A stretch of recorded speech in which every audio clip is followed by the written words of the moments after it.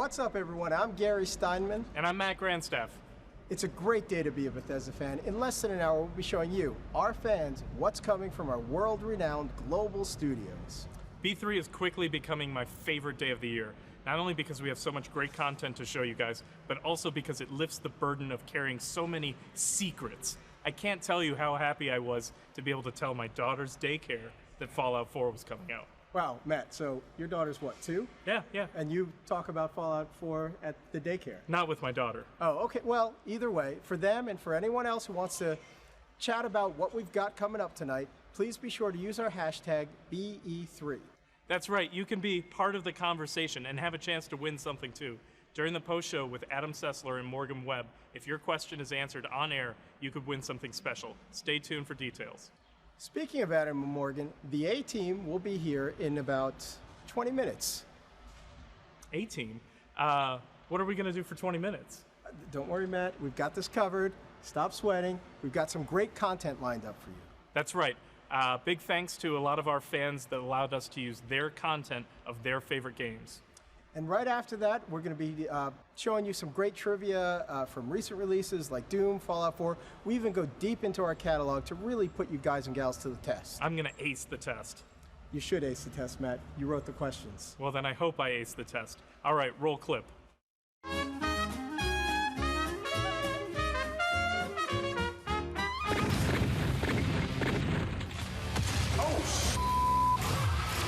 It's Doom, baby. This game is so much fun, trust me. My memories of Doom are, I was a young boy, I was 6 years old, I'd never played a video game before. You know, everyone has the crazy uncle, and I'm lucky that my crazy uncle was just into video games. He's like, hey, Will, I'm gonna show you this new game called Doom on the PC, and the rest is history.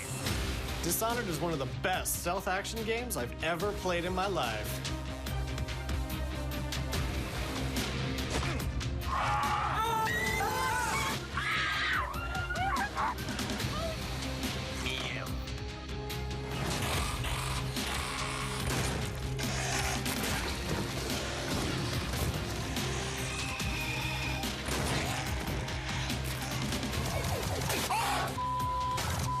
One controller, in the dark, by himself, possibly a diaper. He's supposed to be scared. With Dishonored, I've never experienced a world quite like Dunwall before, and I've only played in a few with such attention to detail.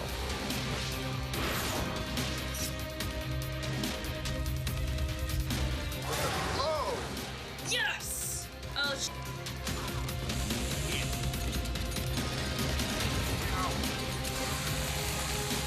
Demons! Why are there demons? What's happening? Welcome to Doom. I'm gonna be a really cool detective who wears a really cool tie and vest, and I like that.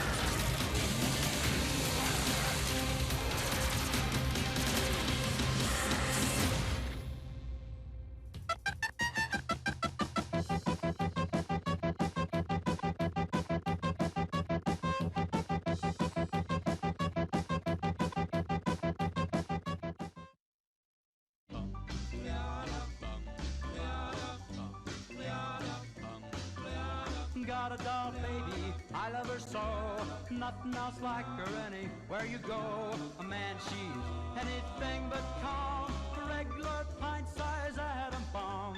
Atom bomb, baby, little atom bomb. I want her in my wigwam. She's just the way I want her to be. A million times hotter than TNT.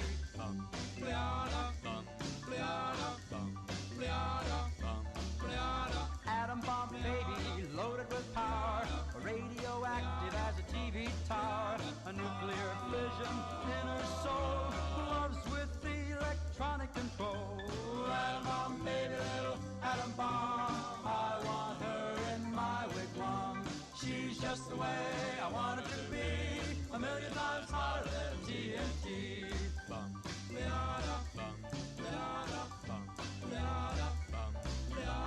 Atom bomb baby, boy she can start one of those chain reactions in my heart. A big explosion, big and loud, mushrooms me right up on a cloud. Atom bomb baby, little atom bomb, I want her in my wigwam. She's just the way I want her to be, a million times hotter than TNT.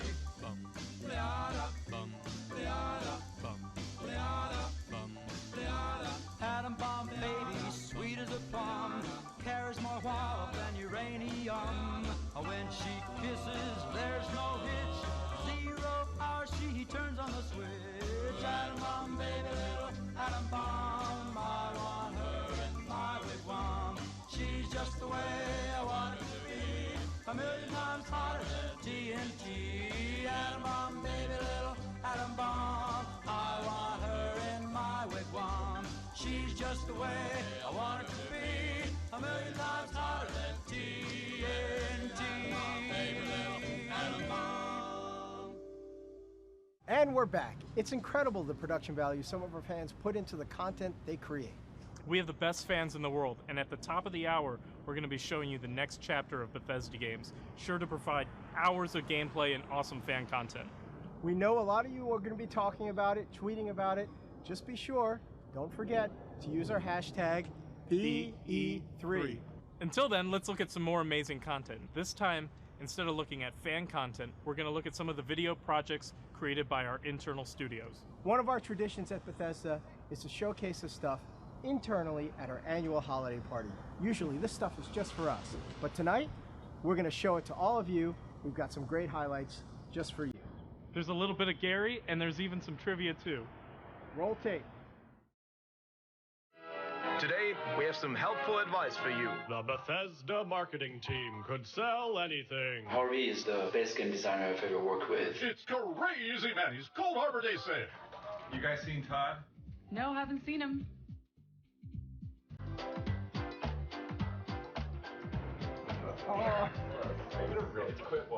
I gotta be honest, if I played this before, I would never have worked here.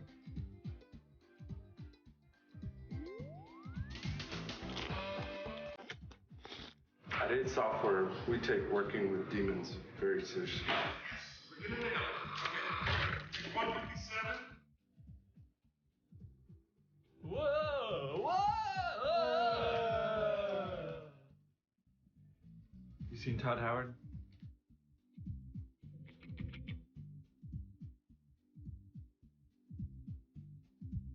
I think my secret fear is that I will die before executing my big plan. I'll get the next one. ないです。特になくて、もういつでもグロテスクに入る準備はできてます。Forgot email attachment. Forgot email attachment. We go to lunch together, we hang out with the same friends, we go to the bathroom together even. There was the one time I got stuck in an elevator for like 2 hours, 2 times, but it can't happen again, right?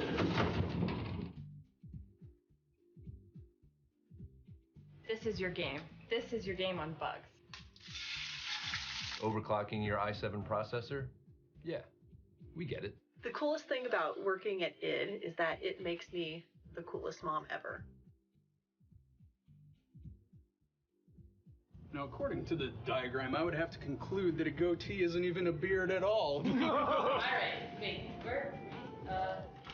Oh, that's not.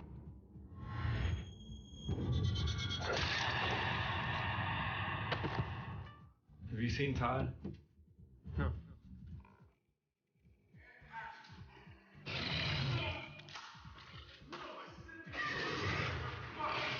Cut.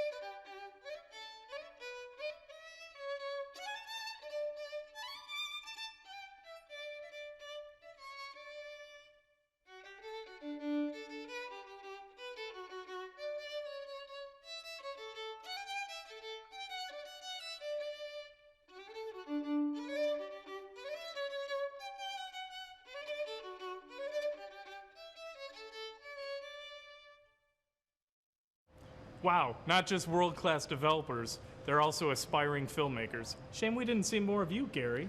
I'm still haunted by my walk of shame, Matt. Fun stuff, but the really good stuff starts at the top of the hour with the showcase. Or at least when we bring in the big guns, Morgan Webb and Adam Sessler, they'll be starting the official pre-show in just a little bit.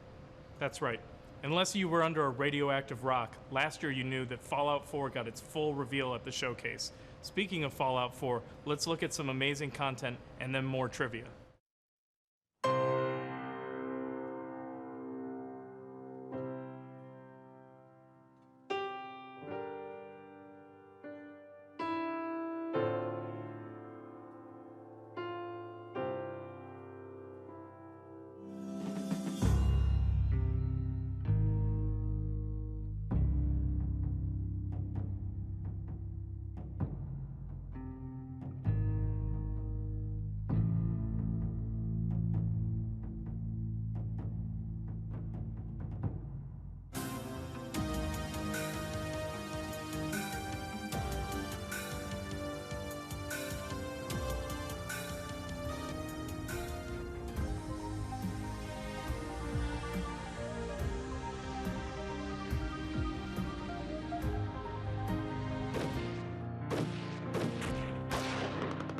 Actually, no, put this on.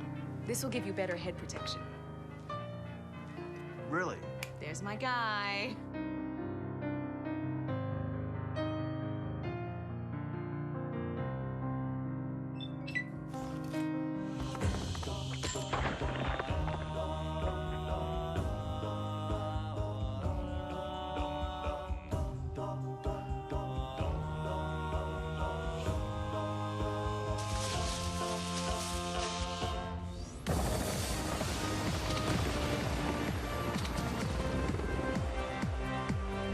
You got some good stuff in here. Thanks.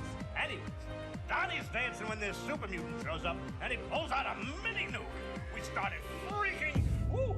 Do they get cold in here? I know you can hear me, Ranger!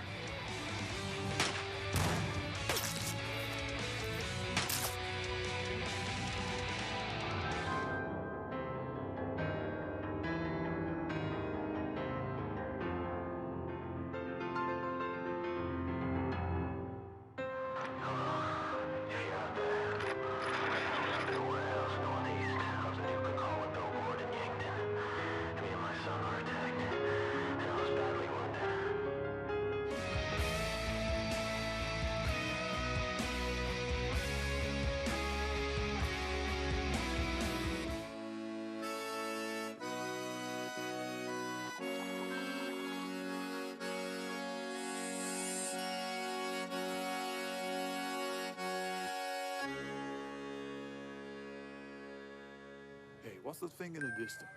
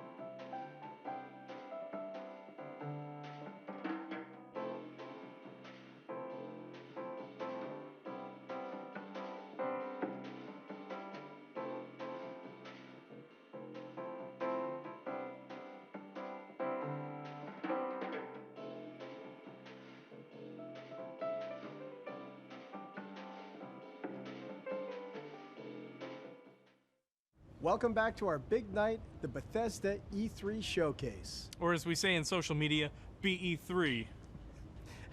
Before we look forward, let's take a look back at some more fan tributes for a little game we call Skyrim. And after that, the final round of trivia.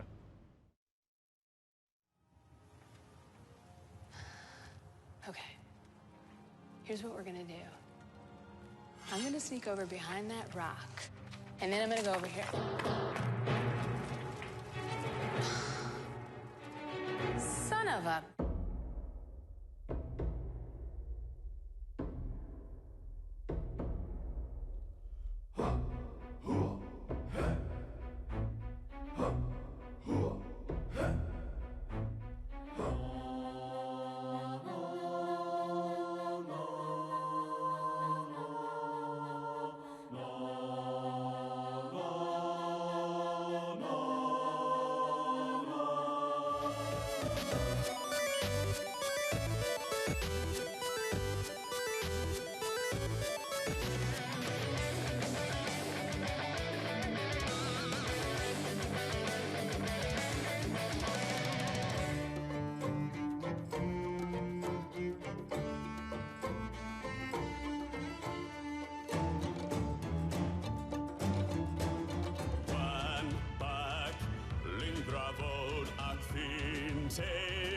Wo sich wohnt, o finden kann.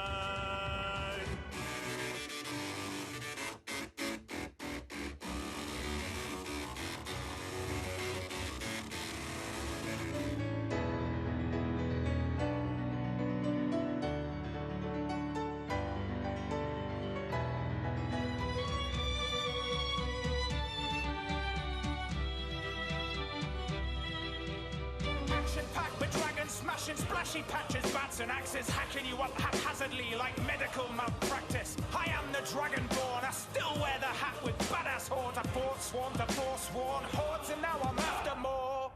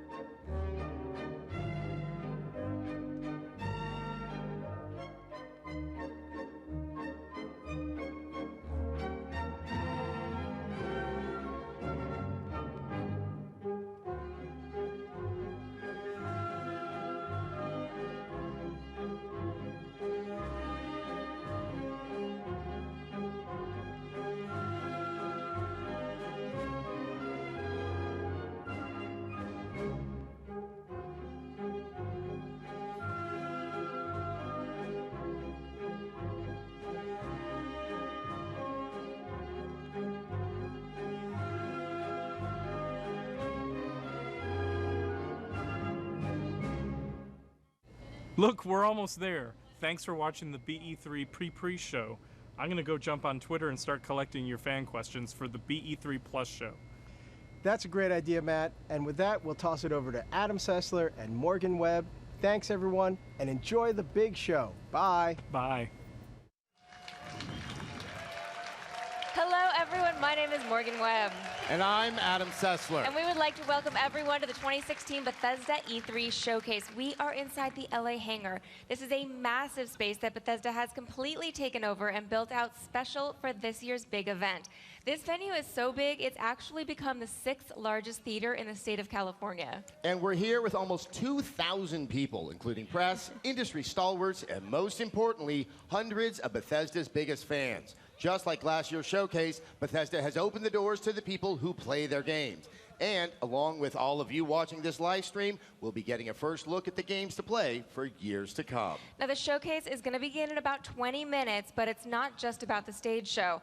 Right after the showcase, we'll be back here live with exclusive interviews with all the developers behind the games you just saw on stage. It'll all take place during what Bethesda is calling BE3 Plus. A big celebration with live game demos and more. We'll take you inside BE3 Plus, show you all the amazing stuff that's on display, and dig deep to reveal even more info about all the games you'll see tonight. So be sure to stick around for the entire live stream and follow us throughout the event on Twitter @Bethesda using the hashtag BE3. So send us your comments, and if we answer one of your questions on air, you might even win something awesome that I can't show you yet. Trust me, you want it. You actually do. You do. Now, it was just a year ago that Morgan and I reunited for the first time in years to host the pre and post show for Bethesda's first ever showcase. Yes, and it is good to be back together again. I would say so. Now, do I look older or just balder? I wouldn't open that door. Of course, a lot has happened in the past year. For example, Bethesda released a small game, the Fallout 4. Oh, I have heard of that game. Yes, and somehow it managed to be one of the biggest releases of 2015. You know, I actually am still playing Fallout 4. Not because I'm inept. No? Well, not because I'm inept in playing Fallout 4. I'm an inept in other things. But because Bethesda's managed to release 3 different add-ons. The most recent one is Far Harbor, which I've only just begun to explore. Yeah, it's huge. It's actually the largest landmass of any Bethesda add-on. It's even bigger than Skyrim's Shivering Isles. Plus, it's got that spooky vibe. Something is going on up in Maine. So how about we take a look at Far Harbor right now? Please, bring my daughter home.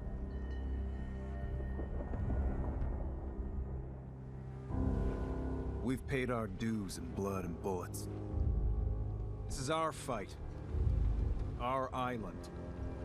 Not yours.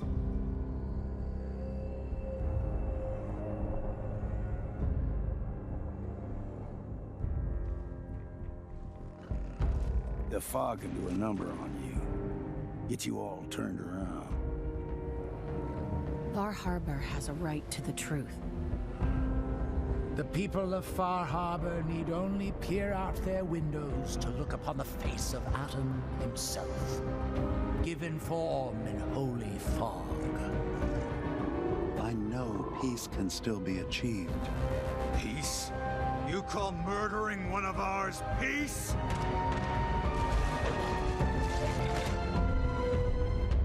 Careful.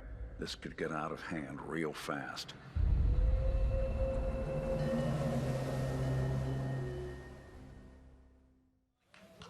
See, creepy. Yes. Creepy and fun. Here's another fun fact. I love bipedal fish creatures. They're my only friends in my fantasy life. They have the lures on their heads. They're really cool. Exactly. So, Morgan, do you actually have a favorite moment from Fallout 4? I spent so much time getting my settlements up and running and trying to make them look a little bit nicer. I mean, slapping a painting on that rotted out wall, I think it really spruces the place up a little bit, doesn't it? Yes, yes. It really ties the whole lean-to together. Yes. Now, I have to be honest, I really love the freedom to build in Fallout 4. Yeah. And I really, really did try to make things nicer for my settlers, and I failed all of them. Even in the apocalypse, I am not Jonathan Adler. I think they should be happy that they have beds, right? They always complain to me about their sleeping arrangements. Did they not see my painting? I crafted that myself. All that time and apocalyptic paint. No, I got to the point where I'd just be slapping down a sleeping bag and I'm like, here, is that good enough for you? Oh, you want a roof over your head, I see. Well, too bad, because this is what you get. What other people actually can pull off in creating those settlements is absolutely incredible. I know, they did better than me, so you guys should get ready to get jealous.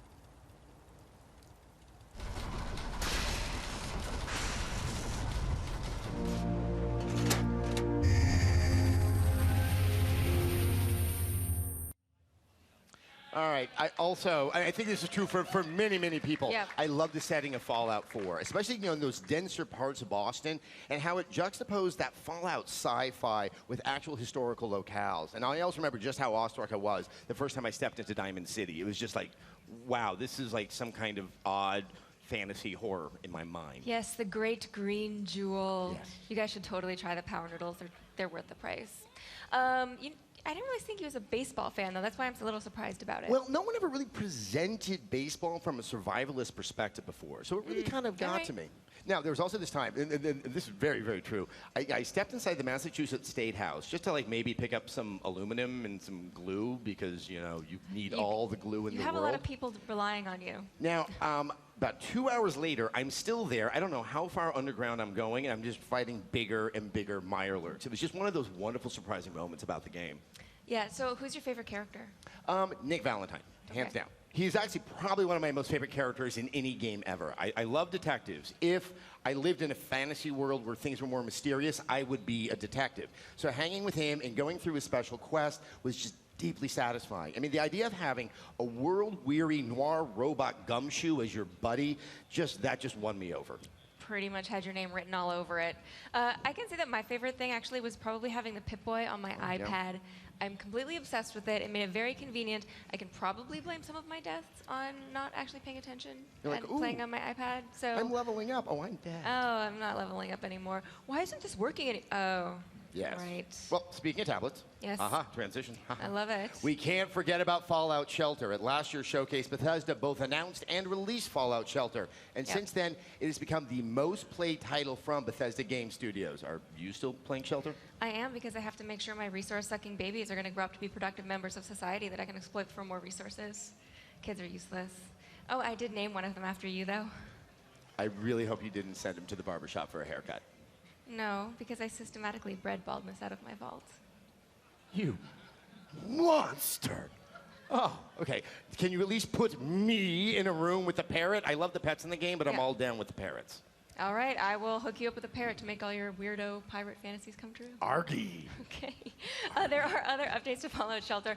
They also added rooms for crafting items. They added a day and night cycle, new weapons and armor, and new characters, including Old Longfellow, who's the new companion you meet in Fallout 4's Far Harbor. Far Harbor. Shelter, though, is not the only place where you can be crafty. Bethesda began to officially support mods for Fallout 4 with the release of the PC Creation Kit in April. And you can now check out the thousands of available mods and install them directly in your game, or you can browse them online at Bethesda.net. Now, even better, Fallout 4 mods are not limited to just the PC anymore. While they're still created on the PC, you can now install mods on the console. In May, mods came to Xbox One, and they're arriving on PlayStation 4 later this month. So let's take a look at some of the coolest Fallout 4 mods.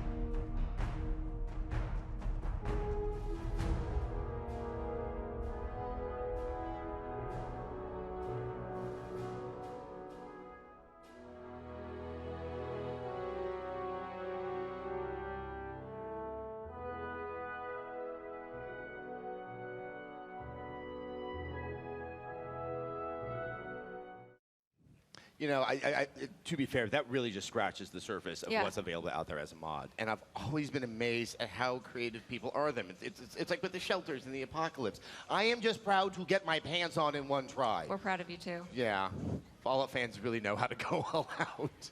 Okay, but not just Fallout fans. Doom fans know how to go all out, too. That's right. Doom was released last month, reminding gamers that the best way to win something is to keep moving forward and never stop. Always moving forward. When everyone got to see the original gameplay demo at Bethesda's E3 showcase last year, people were amazed at the fast pace. But when we sat down to play, we got to see the depth of the game. I love the rune challenges. I know you are still working on some of those. Yes, that Rich and Richer challenge. Rich Get Richer? with the rocket launcher. Tweet at me any advice on how I can do this. I am stuck. We should track down one of the devs to do that for you. That's their job, right? Oh, that's right. We're here at Bethesda. Yeah, right? There's something more convenient. Still, tweet at me, whatever. Anyway, I also like to unlock those classic maps because it really does highlight just how much gaming has changed from when the original Doom really.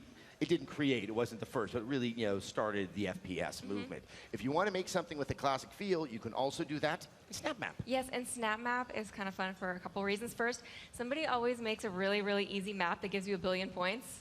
That's the one that I play first. And then second, people make some really interesting and imaginative things. Now, if you guys haven't played around with SnapMap, it's pretty easy when you get started, and it gets really deep if you want to dig in. Things just snap together, hence the name. Snap Map. And you can scroll through available options. You can place every enemy individually, or you can let the AI place them for you. You can create the triggers to spawn enemies, or put them all in one room to build a really uncomfortable hellspawn mixer. Or you can do a lot, and you can do a little. Yeah, and you also, what I love is you have a lot of control over the look and feel of the environment. There are way more options than I imagined. So I was inspired by the grainy filter to work on a film noir adventure with demons. However, I am actually sad to report Fedora's not part of SnapMap. I was disappointed too. Because they're part of every aspect of gaming. But if that's not enough for you, there is, of course, competitive multiplayer. Yes, and the thing I love about the competitive multiplayer is it really is a throwback to when I started out, back in the Tech TV days. There was the Quake 3, that kind of classic way of competitive multiplayer. But then when you add in the ability to spawn in as a demon with the demon powers, that's where it also has this contemporary feel, and that really has a really interesting effect on the flow of the matches and how the focus shifts during the course of them. Yeah. Now, Doom and Fallout 4 are just some of the Bethesda games we're playing. And Morgan, yes, I do understand you've been spending quite a bit of time with the Elder Scrolls Legends, which is the strategy card game based in the Elder Scrolls universe that Bethesda first announced at last year's showcase and is currently in closed beta. It is. So back in late April at PAX East, Bethesda announced the game was in closed beta. I am not ashamed to admit that I was able to snag myself an invite. Aren't you the lucky one?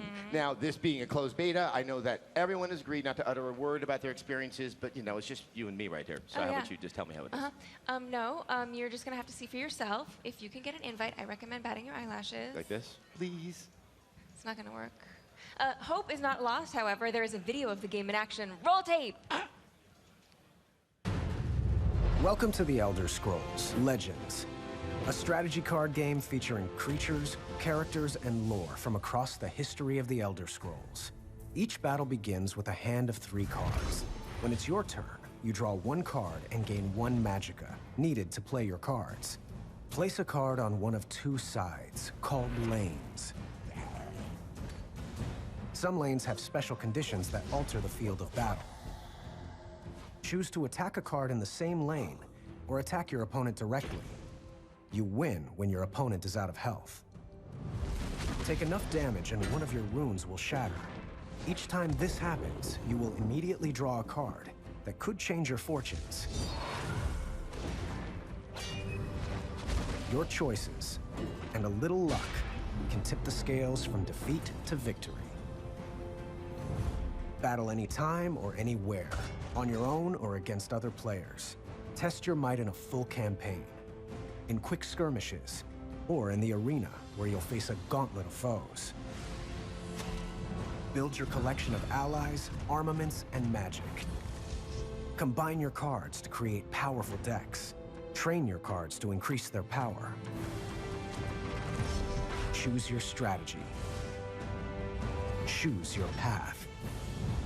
Choose your destiny. And become a legend. Legends isn't the only Elder Scrolls game that's having a moment. The Elder Scrolls Online had a very big year. Yeah, so even though the game has been available for more than 2 years, they've made some really big updates to Elder Scrolls Online since launch. Let's see, there's Imperial City. Players finally got to face off against Molag Bal's army. Then in December, Orsinium added over 20 hours of new content to Elder Scrolls Online. They also made a whole bunch of changes that the community and media really responded to. The Elder Scrolls Online went from what the devs admit was a rocky start to being named Best MMO at the end of 2015. But amidst all the bright news, the Elder Scrolls Online has has also recently launched Thieves Guild in April, and Dark Brotherhood also launched on PC just last week. So ever since the launch, they have really wanted to explore the lore that we've all loved in the other Elder Scrolls games. For example, they picked the Gold Coast of Cyrodiil for Dark Brotherhood. Like Kvatch, which 400 years later gets obliterated by Oblivion demons. You kind of want to tell the residents not to get too used to the place or not that attached. As an Elder Scrolls junkie, this is exactly what I love about ESO. It's getting lost in all the expansive lore and geography. And speaking of fans, we would like to take a moment to say hello to all of the Bethesda fans around the globe. From London to Moscow, Paris to Tokyo, gamers have gathered to watch the BE3 showcase. And down in Australia, Bethesda's taken over the Sydney Opera House so fans can watch the showcase live. And earlier today, we got to chat with some of the gamers here in LA who lined up to see the showcase. Let's take a look at what they had to say. All right, here we are. It's a few hours before the start of BE3, but people have been lining up here since, I believe, 7 o'clock in the morning. I know. This is a dedicated fan base. They know that the closer they are to the front of the line, the better seat that they are going to get inside the showcase, and that is a big motivator, I know, for people to get here early, get their seat right in the front of the theater. Exactly. One big screen, front row. It's exciting, but let's better understand some of the hardest core Bethesda fans. All right, now you couldn't have a showcase like this without some amazing cosplay. Now you helped build this, so you can tell us a little bit about it. She's cosplaying Keeper from The Evil Within. It took us forever to make this tenderizer, and it took her about a day to make that. I mean, look, I love that game, and I love the Keeper. Everyone else knows him as Boxman. Would you mind just trying that on for one quick sec? I just got to see this. Yeah. That's really, really, really effective. Wow. And what was the inspiration behind this costume? Like, you know, what spoke to you about it? It just took us like 2 days to finish The Evil Within, and we played that like all night, and that was giving us like little heart attacks, and we just fell in love with the game. So what else are you guys excited about? What are you excited to see here today? For one, gameplay for Dishonored 2, because we've been so excited. Just the first trailer from last year, waiting in line for hours. So we're just like, oh, yeah, I hope we get to see other stuff. Maybe Elder Scrolls? Maybe new Elder Scrolls? Well, actually, going back to Dishonored 2, I mean, now we have an adult grown-up Emily Caldwin. Is that something you're considering for cosplay? I'm actually working on doing Emily. I started the scarf last year, and I've been thinking about like what swashes I'm gonna use, like what kind of fabric, and trying to put it all together and trying to make it nice. Maybe for PAX, maybe for later on, maybe this next year, but it's gonna get done. All right, well, I'm really looking forward to it. And on that note, I think all four of us and so many other people out there are excited for another and maybe deeper look at Dishonored 2. But let's right now look at last year's trailer to get us all excited.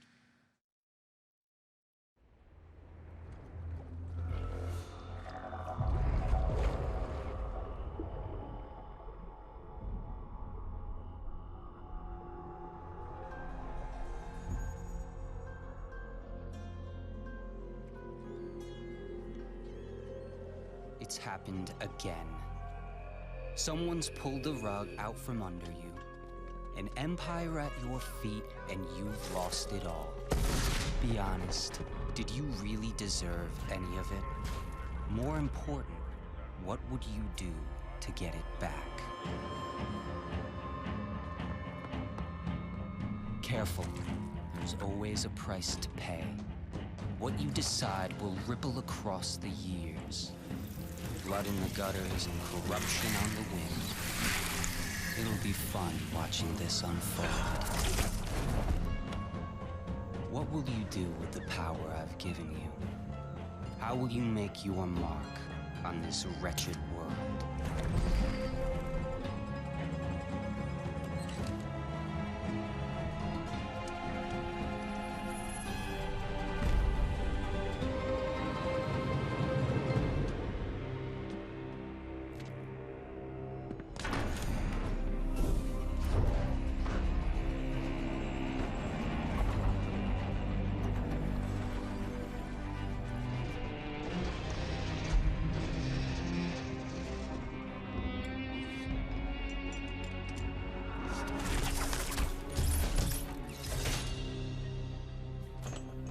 Cover your face, but I know who you are. Emily Caldwin. Nothing is an accident. Everything is in motion. All of it has led you to this exact second in time.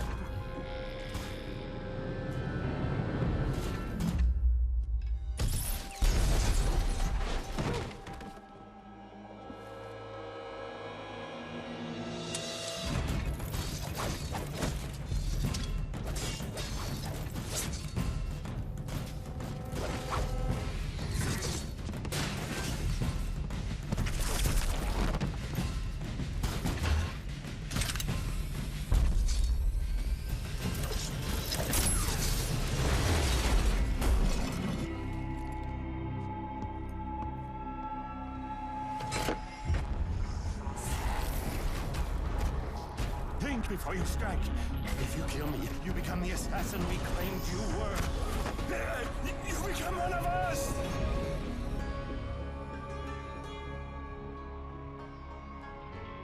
The years are long, but it's always good to see a familiar face.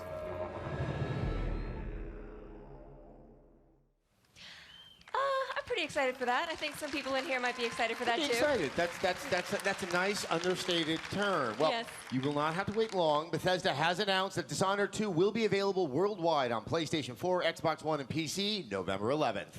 Now you play as either, I know they're excited for that too, you play as either Emily Caldwin, who we just saw in the video and who looks super awesome and who I am going to play as, or Corvo Attano, who is also pretty awesome, but I am playing as Emily. Well, both characters are fully voiced, and they bring a different perspective and play style depending on which one you play. So, you know, there's a good reason to maybe play both. I guess. They do have different, they do have different powers also. If you played the first game, you're going to be familiar with Corvo's. They are going to be significantly upgraded. Emily's are actually all new, so as always, there are going to be tons and tons of ways to play the game. But I do want to make a note of the location that we saw in the trailer. It has a very different feel than that sort of industrial dun wall that we saw in the first game. So the city is called Karnaca, which is really fun to say. Try it all together. Karnaca, Karnaca, Karnaca. It's like Majiku Kakotani, you know? It's just fun. It rolls off the tongue. Anyway, it's based on southern Mediterranean countries like Greece and Italy. But what I noticed was the significant verticality of the city. Does this mean that, you know, we're going to be going really, really high, be up in the clouds, getting vertigo, and that's how we're going to be doing the sneaking around? At least Emily will be when I play as her. Okay, you're going to play as Emily. Did I mention that? I think you did. You know what I didn't see in Karnaca, though? I didn't see. What did you see? Rats. Rats, maybe rats, yes. There are significantly less rats in Dishonored 2, unless you use Corvo's Devouring Swarm, because then you're going to have some rats there. Right. Although, I don't know, the rats seem to be a little bit more pleasurable next to the blood flies. Karnaca seems to be filled with blood flies. That sounds so friendly and warm and cuddly. They're kind of cute. But we both have a significant amount of affection for Dishonored, rats and all. Yes, we do. It was my personal game of the year back in 2012, the year that it came out, and I played through it 3 times since then. And I would say, if you haven't had the chance to play it, I do highly recommend the Dishonored Definitive Edition, which is on current-gen systems with all the DLC included. Having said that, if you haven't played the original, trust me, you can jump right into Dishonored 2 without a worry. All right, guys, I think we've had enough speculation, don't you? I think so. I think so. I have a sneaking suspicion that we're going to see a lot more Dishonored 2 tonight. I have one of those sneaking suspicions as well. I don't know where it's coming from. All right, guys, the showcase is about to start, but we will be back in an hour with exclusive interviews and new info. So please stay tuned to the live stream and follow along on Twitter at Bethesda with the hashtag BE3. And send us your questions and comments. If we read yours, you might even nab a special giveaway that you want. You want it, trust me. All right, they're timing me. I'm getting excited. Everyone here getting excited? All right, where are we? 6, 5, 4, 3, 2, all right, guys, enjoy the show. Enjoy.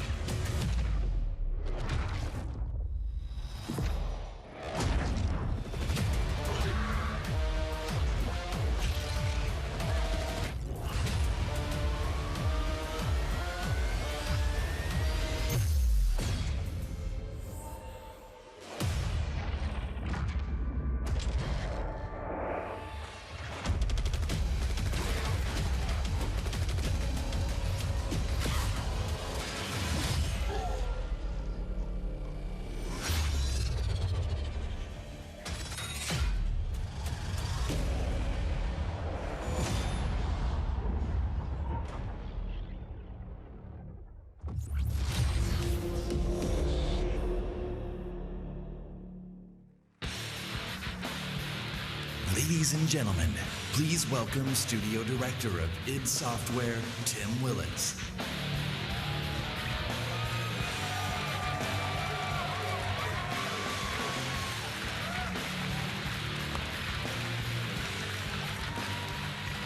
Good evening, and welcome to the Bethesda E3 Showcase. Yes, Quake is back. The game that defined competitive multiplayer is back and better than ever. You know, it's hard to believe that 20 years ago, Quake was first released. And, you know, if you'll excuse the pun, the aftershocks can still be felt to this day. Quake set new standards for multiplayer and pushed the boundaries for graphics and gameplay. Quake also became a pioneer for esports. And 20 years later, Quake is still played in tournaments across the globe. The biggest of those tournaments is our very own annual gathering, QuakeCon, which will attract this August tens of thousands of people to Dallas. As a co-designer of the original game, I'm extremely proud and excited to be standing here today to announce the next chapter of this great game, Quake Champions.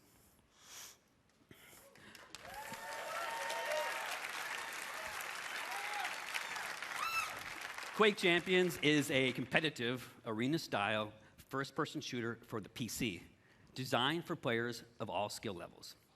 Whether you are new to Quake or have been fragging for the last 20 years, Quake Champions will give you the challenge and rush you'd expect from id Software multiplayer games. Now, we know that high-end performance is critical with this type of game. You know, so be assured, as with any id Software game, that Quake Champions will be fast, with amazing graphics running at 120 hertz with unlocked frame rates. Yes. You're going to get heart-stopping action that will keep you on the edge of your seat as you fight in classic arena combat. Quake Champions also taps into another hallmark of the franchise: unique and badass characters. The game features a diverse cast of warriors, each with different attributes and unique abilities, allowing you to fight the way that you want.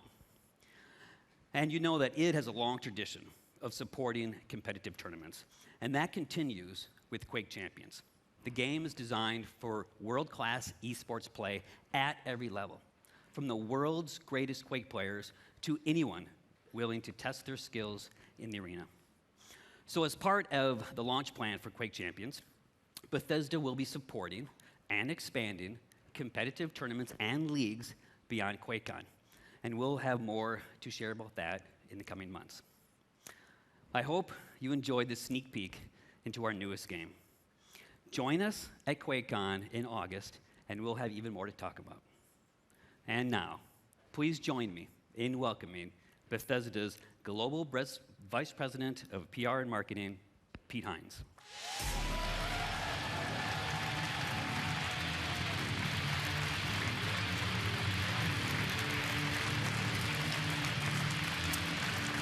Thank you. Thank you. Thank you, Tim. As Tim said, we'll have even more to show on Quake Champions this August at QuakeCon. I mean, it's right there in the name. How would we not have our new Quake game at QuakeCon? Make any sense? But right now, we're not at QuakeCon. We're at E3, the biggest week in gaming, and this is the Bethesda E3 Showcase.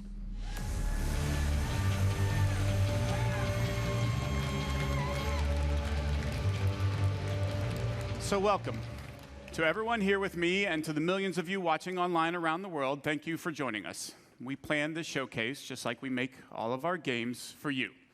Now, last year, our showcase kicked off a big year for Bethesda, one of the biggest in our many years of making games. So let me mention just a few highlights. The Elder Scrolls Online was released on console and became one of the best-selling games of 2015 and was named MMO of the Year.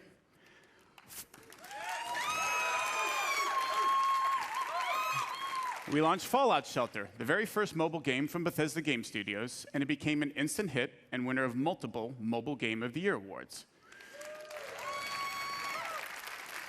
In November, Fallout 4 was one of the biggest launches in the industry. So you've heard of it, good. And won numerous Game of the Year awards, including at DICE and again at the BAFTA Awards. And now Fallout 4 is bringing user mods to Xbox One and soon to PS4 in a way that's never been seen before. And just last month, the new Doom was released to rave reviews. Now, the original Doom almost single-handedly popularized first-person shooter games, and now you have a new Doom game, faithful to its legacy with some of the best graphics and gameplay ever, and millions of fans have been enjoying the fast-paced action and creating and sharing mods using SnapMap. The response to all of these games has been amazing, and your enthusiasm and support for us has encouraged us to go even bigger. You just heard about our new Quake game. Let's see what else we have planned for you guys. At last year's showcase, I told you about The Elder Scrolls Legends, a free-to-play collectible card game. Now, as I said last year, I am a huge fan of these games. I play them a lot. So this is a game I'm particularly excited about. Legends provides a very deep strategy experience through both single and multiplayer modes, beginning with a campaign complete with a compelling story, interesting characters, and some great gameplay. The story is told from the perspective of a moth priest named Kellen. I'll let him tell you a little more as we take a look at the campaign's opening cinematic.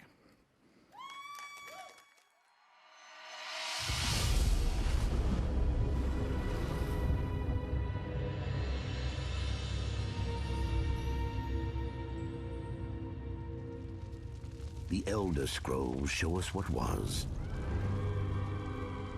and what yet will be. And they have revealed much to me.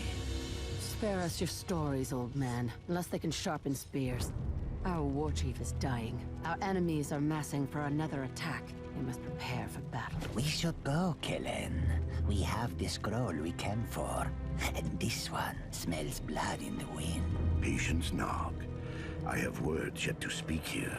Stories can do surprising things, Spear Maiden, whether they are true or not. And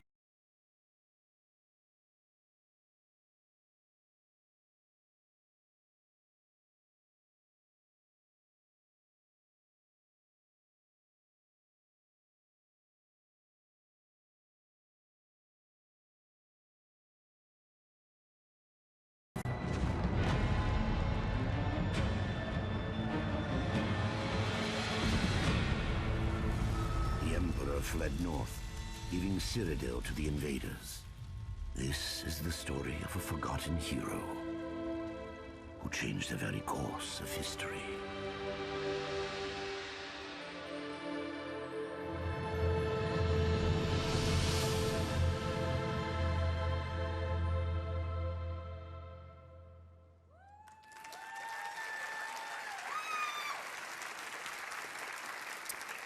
When Legends begins, you're set on a path to discover the world of the Elder Scrolls in a way you haven't seen before. The choices you make define your approach and unlock all the depth the game has to offer.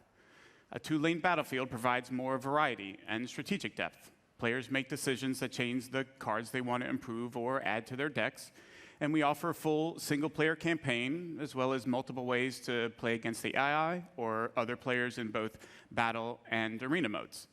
Now, we began public beta testing in April, and so far the feedback from the people who have been playing has been terrific. To celebrate E3 this week, we'll be letting even more of you into the beta to start playing.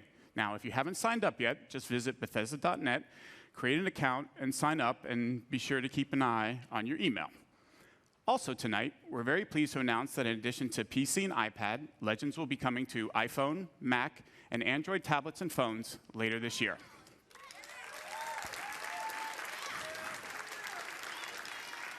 As I said, I'm very excited about Legends as it brings together an award-winning franchise that I love and a new genre, and whether you're a veteran strategy card fan or have never played a game before, it's a game we think you'll all really enjoy.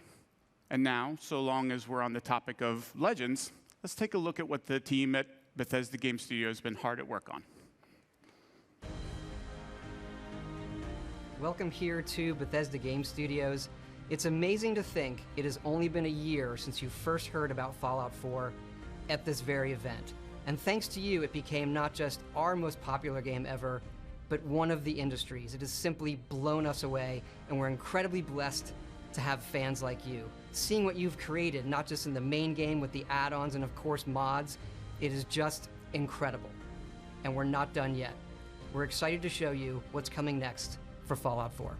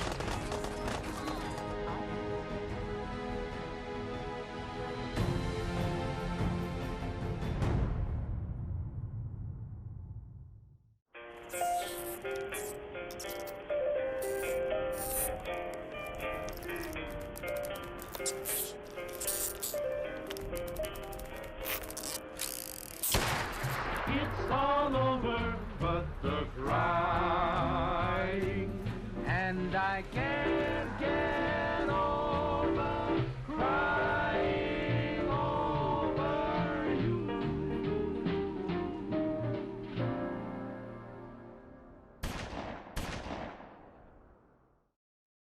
Of course, we didn't just announce Fallout 4 last year.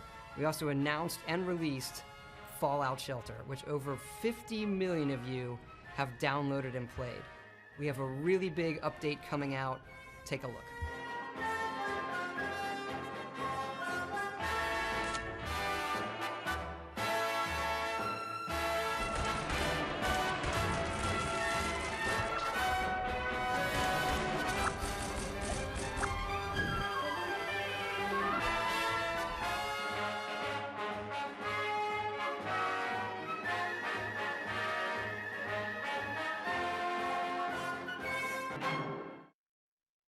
We hope you're as excited as we are about all of this stuff coming to Fallout. We want to thank you again, not just for your support over the last year, but your support of our whole studio really over the last 20 years. There is something else, though, that you've been asking us about, and yes, we've been working on it.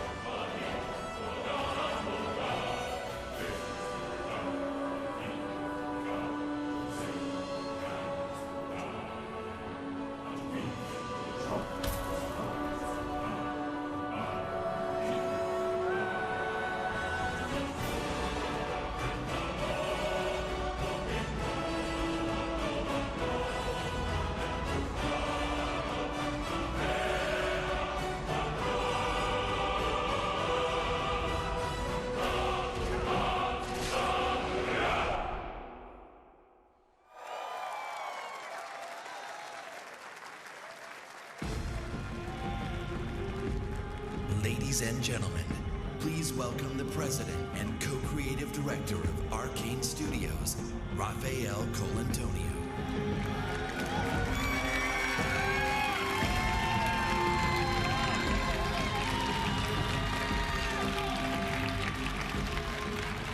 Thank you.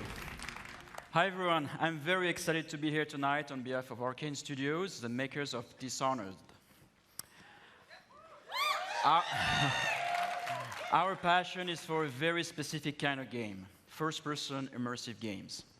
Our games blend narration and simulation in a way that makes every player's experience different, where players can improvise and where choices have consequence.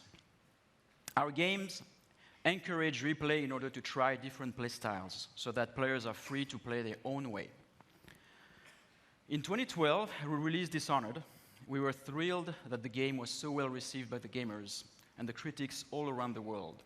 That was like one of the best feelings for us developers. After that launch, my friend and co-director Harvey Smith took the lead on Dishonored 2, so he went to France in Lyon and worked with the team over there. Meanwhile, I have been busy in Austin working on something else with the team in Austin. And tonight, I have a surprise for you. I'm going to reveal what that surprise is in a minute. It's a new game built on the values that are so dear to Arcane. It's another first-person immersive game set in a dangerous universe, only this time we've added a psychological thrill. Here is the world's first look at what we've been up to. Good morning, Morgan. Today is Monday, March 15th, 2032. You have a 9 a.m. appointment with Alex in his office. There is no duration set for this meeting. There is a 3 p.m. meeting in TranStar Conference Room A to greenlight research and development plans. Please confirm your attendance prior to arrival. The most recent test results from the psychotronic. Good morning, Morgan. Today is Monday, March 15th, 2032. You have a 9 a.m. appointment with Alex in his office. There is no duration. Good morning, Morgan. Today is Monday, March 15th, 2032. You have a 9 a.m. appointment. Good morning, Morgan. Looks like we have some tests to run through today.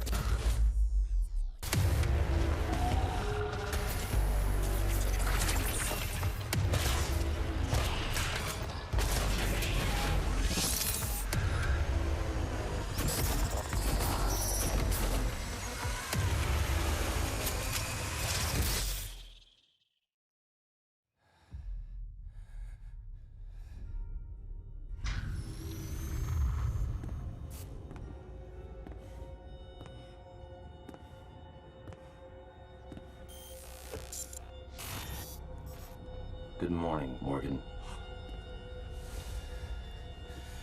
You're not going to like what I have to say next.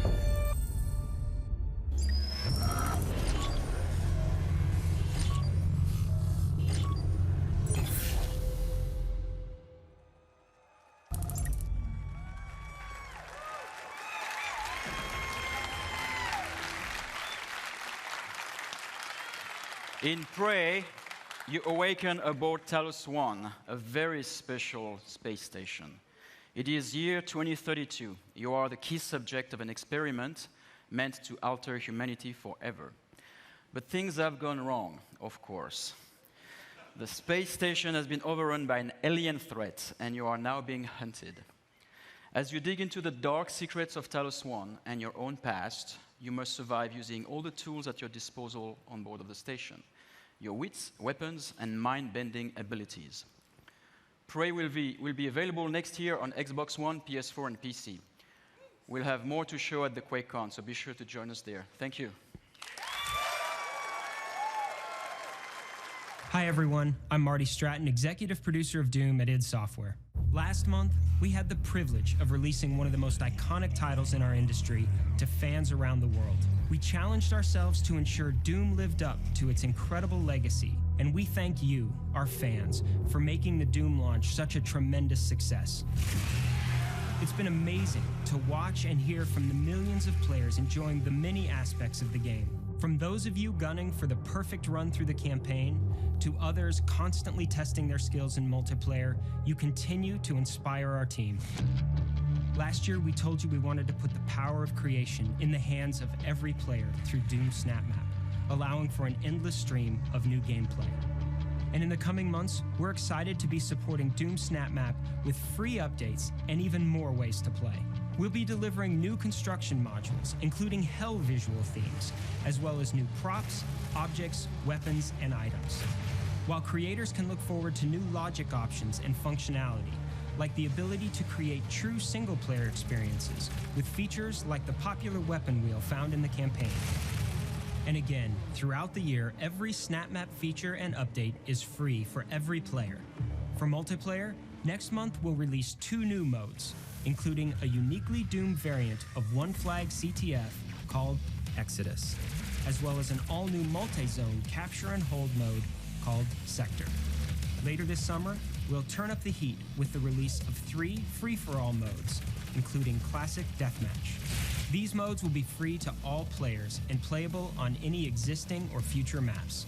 Also next month, fans can look forward to our first premium Doom DLC pack, Unto the Evil. The first DLC pack includes 3 new multiplayer maps, Offering, Cataclysm, and Ritual. A new playable demon called the Harvester, a new gun, equipment item, armor sets, taunts, and more. With just a month past since our launch, we hope you've only scratched the surface of fun we packed into the game, and we can't wait to give you even more ways to compete, create, play, and fight like hell. Thank you.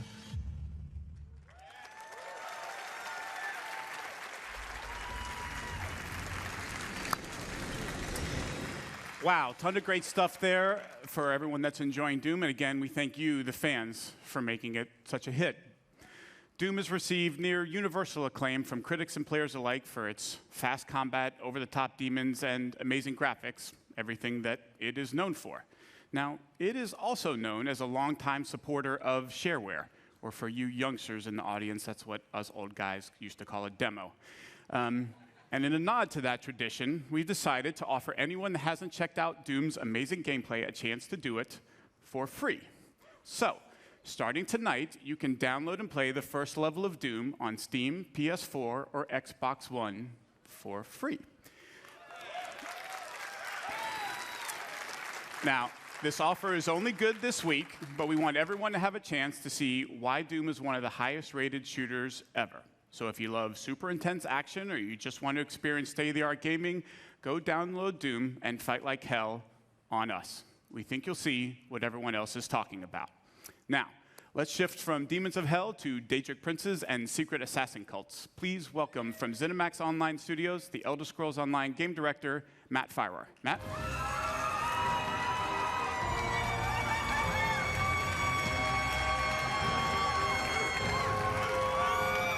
Thanks, everyone.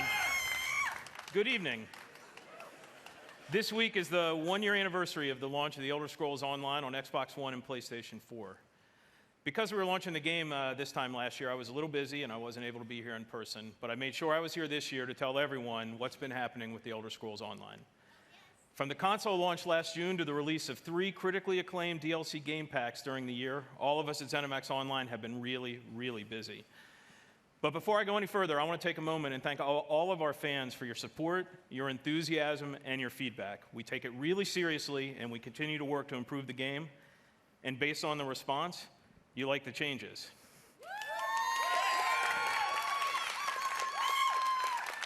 Elder Scrolls Online was named Best MMOG of 2015, was one of the best-selling games of the year of any kind, and now supports a highly engaged community of over 7 million of you who have been exploring this enormous world of Tamriel. Let's take a look at some of the highlights from the Elder Scrolls Online from launch onward.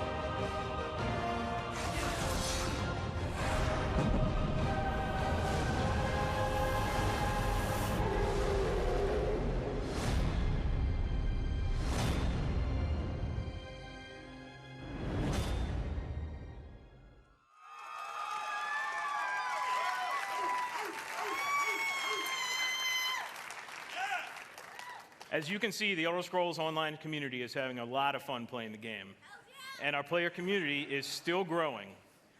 Tonight, I'm very happy to announce that on June 23rd, we'll be expanding internationally by launching Elder Scrolls Online in Japan. We look forward to welcoming these fellow adventurers to the exciting world of Tamriel. And for everyone who plays, we have a lot more great content on the way. For me, one of my favorite moments in any RPG ever was the Dark Brotherhood quest in the Elder Scrolls IV Oblivion.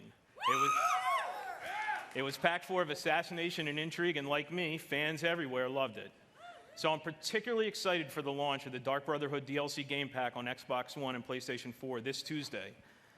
In the Dark Brotherhood DLC, you'll travel to another location from Oblivion, the Gold Coast of Cyrodiil. The Dark Brotherhood has an appropriately dark storyline full of intrigue and mystery and brings all new repeatable quest gameplay to ESO. So please enjoy the worldwide debut of the Dark Brotherhood DLC launch trailer.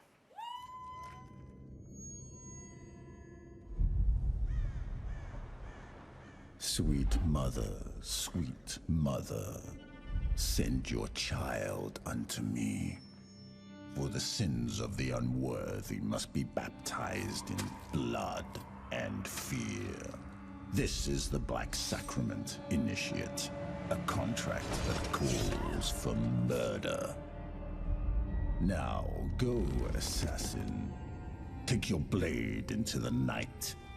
Be rewarded for your service in our business of death.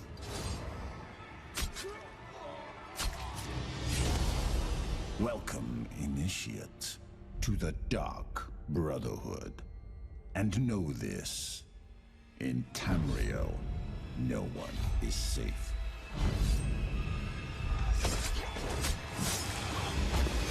Especially from us. Sweet mother, send your child unto me.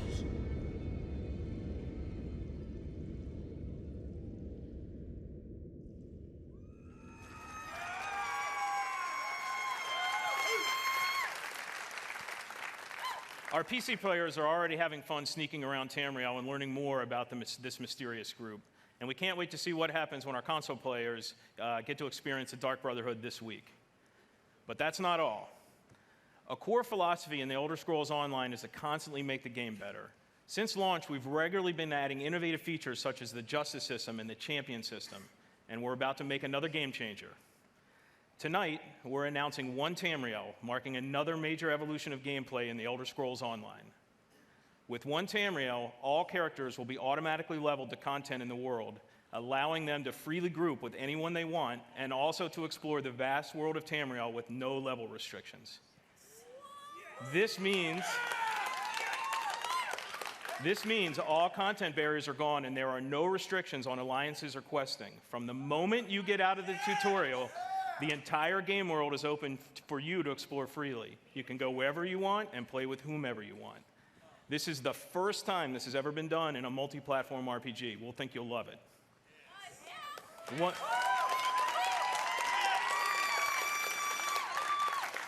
One Tamriel will be coming to the Elder Scrolls Online this fall. In closing, I want to thank the awesome Elder Scrolls Online community for your support. We never take it for granted. We work hard every day to make your Elder Scrolls Online experience the awesome adventure you want and deserve. Thanks, everyone.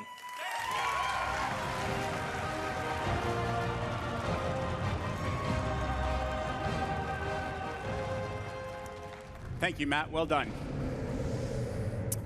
Now, we want you to get as much as possible out of this year's showcase. So, this year, after we're done here in the hangar, we're just going to keep the showcase going.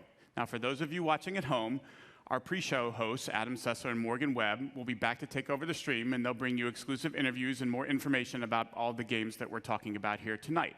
Here in Los Angeles, we've built an interactive space over on the other side of the lot where you have a chance to learn more about our games, play some of them, and meet some of our developers.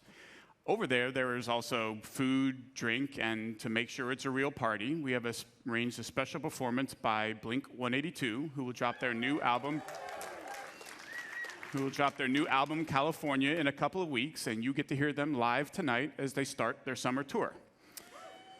Now we have another treat for you over there as well, a chance to experience the latest in virtual reality from Bethesda. Ooh. Weren't expecting that, were you?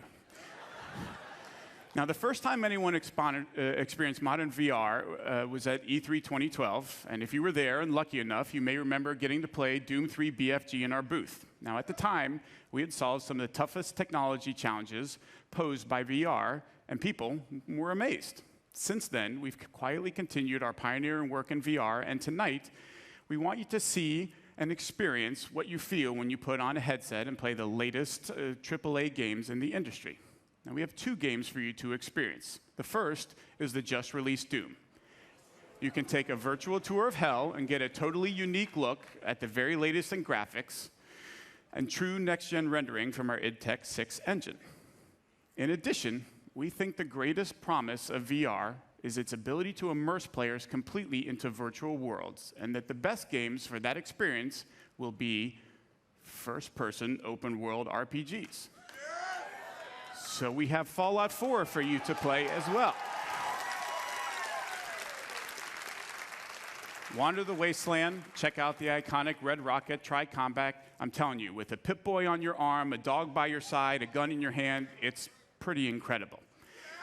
Tonight, we're pleased to announce that Fallout 4 will be released in 2017 on the HTC Vive platform.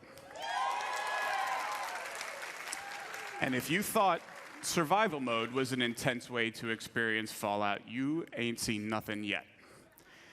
We want to give you a glimpse into where we're headed with VR, where you can expect us to remain a leader, offering our games on the very best platforms you choose. So be sure to check it out.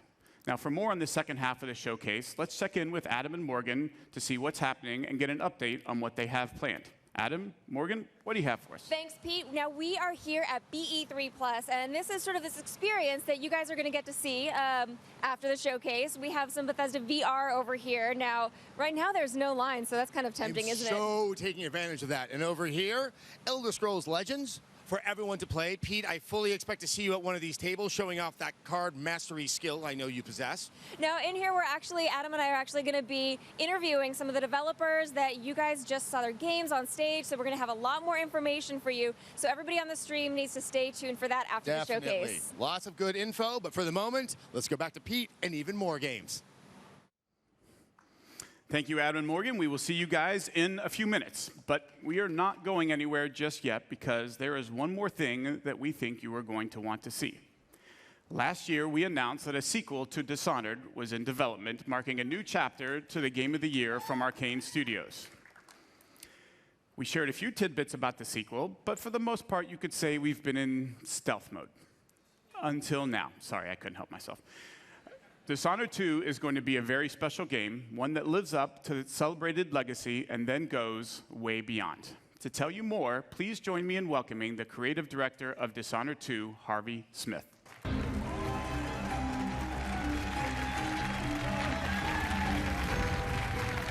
Wow. Thanks, Pete. Hi, everybody. In Dishonored, you play a supernatural assassin in a steampunk city. The game blends combat, stealth, and mobility, giving you many different pathways and approaches. When the original Dishonored was released in 2012, you embraced the game and made it your own. You discovered moves and combinations of powers that we didn't even imagine. We were thrilled by your passion for Dishonored, and we were humbled by the success of the game, which won more than 100 Game of the Year awards. At last year's E3, we announced Dishonored 2. So tonight, here with all of you for the first time, we're going to show you the game.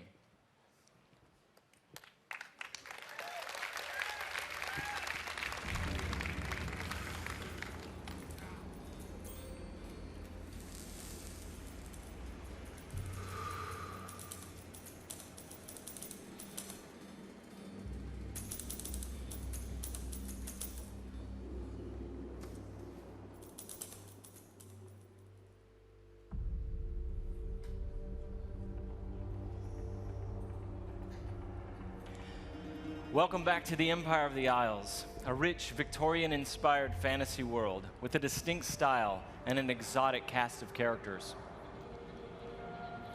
For Dishonored 2, we wanted to explore a new location, Karnaca, the Jewel of the South. Our approach to world creation is very layered. Our art and design teams work together to create a strong sense of place with a well-realized culture. It's based on the people living there, the work they do, the architecture, economy, the climate, even the food and songs.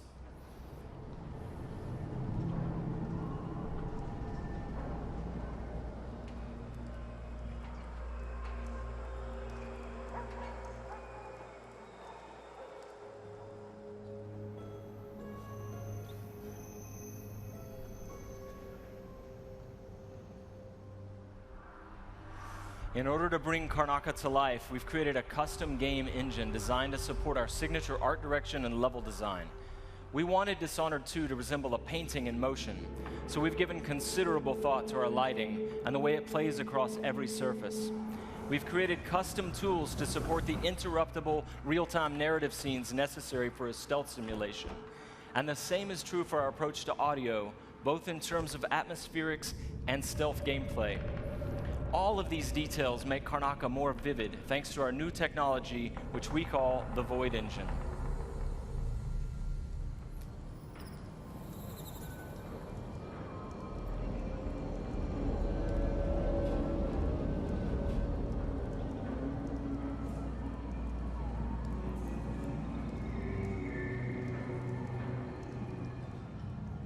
In crafting spaces for you to explore, we've got several creative goals.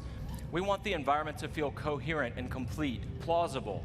Where do these characters live and how do they get to work? Is there a viable pathway that makes sense? Where do they take their breaks or stop for lunch? But it goes further than that. For Dishonored 2, we felt compelled to ask ourselves about the history of a given street or shop. What was there a decade before the player arrives in Karnaca? Often you can see the layers of history, watermarks on the wall from past floods, peeling posters and advertisements from years ago. We want every market, every alley to tell a story and to offer you the chance to see something novel or intriguing.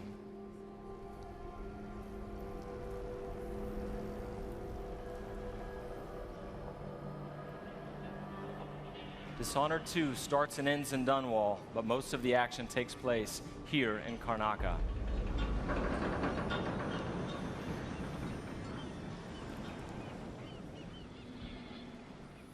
All right, there you go, your first look at Dishonored 2. Thank you. On behalf of all my teammates at Arcane and Lyon who worked so hard to bring this to you, and my dear friend Rafael Colantonio, thank you so much for all the passion you've given the game. In the first Dishonored game, you played Corvo Attano, falsely accused of killing the Empress, the woman he loved and was sworn to protect. And you were blamed for the abduction of their daughter, Emily Caldwin.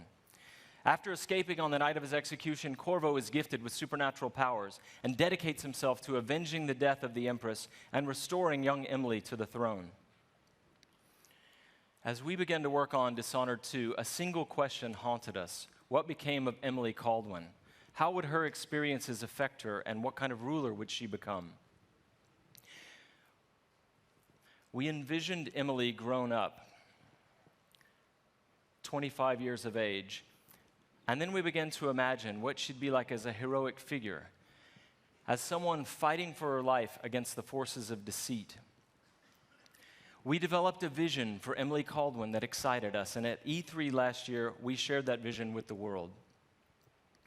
Dishonored 2 is set 15 years after the first game. Emily Caldwin rules the Empire, watched over by her father, Corvo Attano.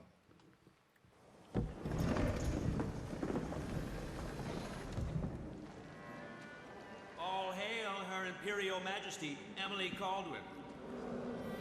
Loyal subjects, we're going through a difficult time, but today we honor my mother, the late Jessamine Caldwin. May her memory survive through the ages. Emily. You look tired, Father. Every year, I think the anniversary of Jessamine's death will be easier, but it never is. I wish Mother was still the Empress. I don't think I'm very good at this. You're still learning. Don't worry about the rabble-rousers, and we'll catch the Crown Killer, eventually. People are saying it's you, that these assassinations are a misguided effort to protect me. No, someone's trying to make us look guilty by targeting your enemies. I wish I could just run away from all this. Sometimes you do. You think I don't know about your nights out on the rooftops? Courage. The ceremony will be over soon. Royal Protector and Father. I should have passed a law against that combination of titles years ago.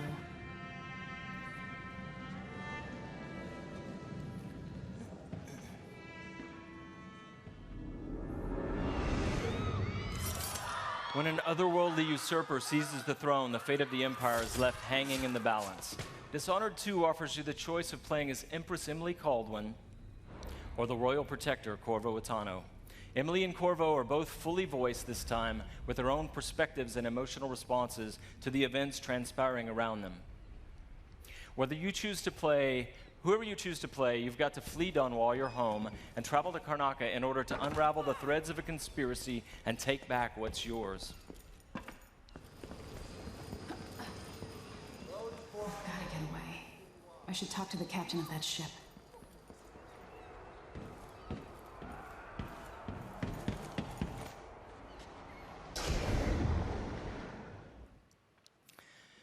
Dishonored is known for unscripted, simulation-driven missions where no 2 players ever have the same experience.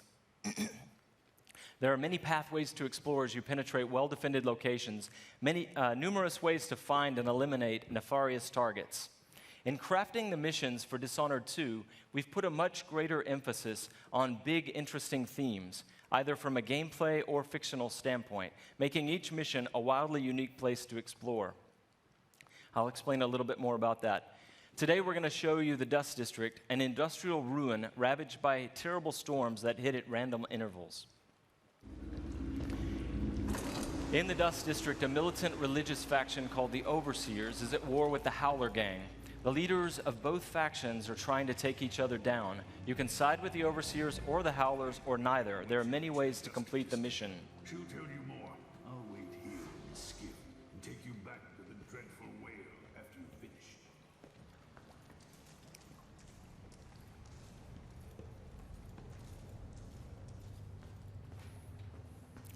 Everything you see here is rendered in the Void engine, designed to create atmospheric and exploration-rich spaces.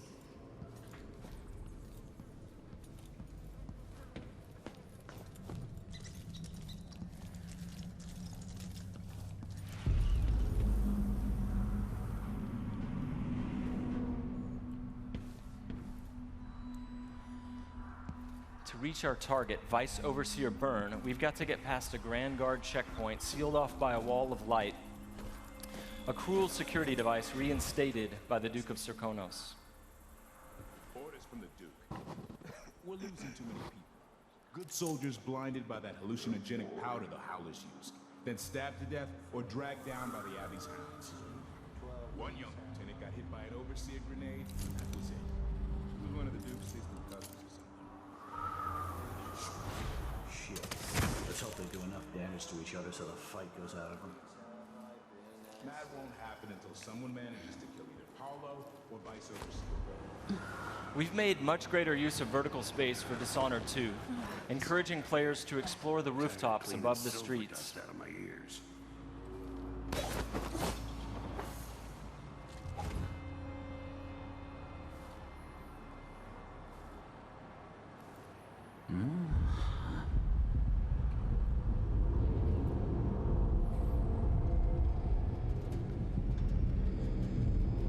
Dust from the mines.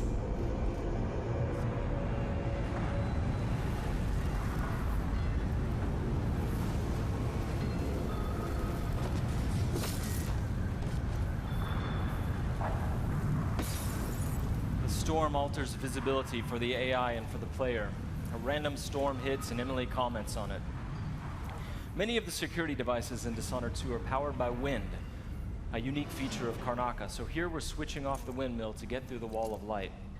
There'll be a lot going on in this next fight. Drop attack, guards climbing and vaulting, combat choke, and Emily using far reach to pull an explosive whale oil tank toward her from a distance.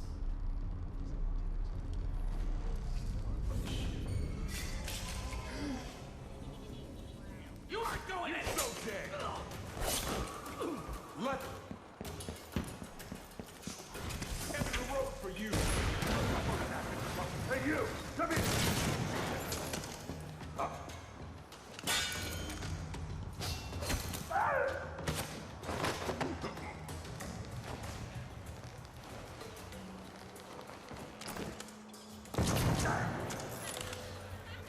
All right, let's jump forward closer to our target, Vice Overseer Byrne.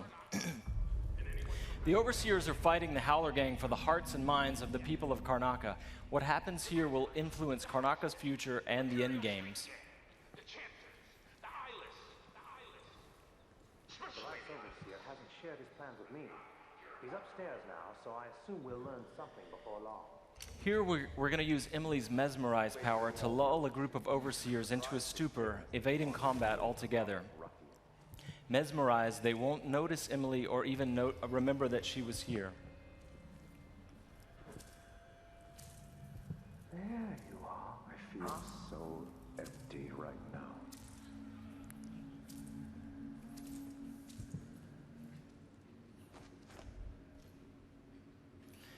Far Reach can be upgraded not only to pull objects from a distance, but also enemies, so you can finish them off in midair.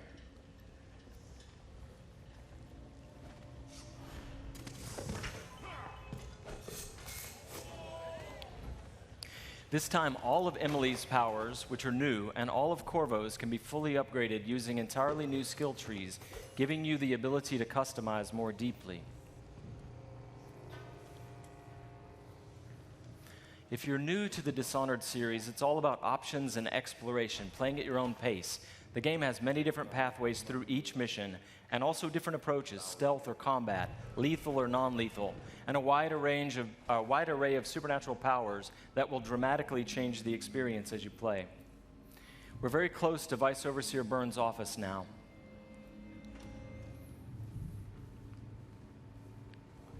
The Duke will topple soon. The sisters of the oracular order have seen it, and I feel it in my bones. So this stalemate with the Howlers must be resolved. Byrne is giving a briefing using a projector. We're going to plant a stun mine and then link several of the Overseers with Emily's domino power, so that whatever happens to one of them will happen to all of them. They share the same fate. Died trying to bring power. We suffered fatal injuries. Somehow he comes back the next day to fight again. Whatever witchcraft he had. Switching off the projector will attract Vice Overseer Byrne's attention, and when the mine affects one Overseer, it will affect all of them. Go check, brother. Right away.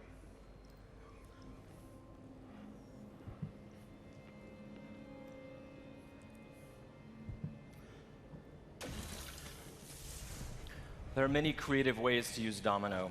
Now we're going to show you Shadow Walk, another key power for Emily.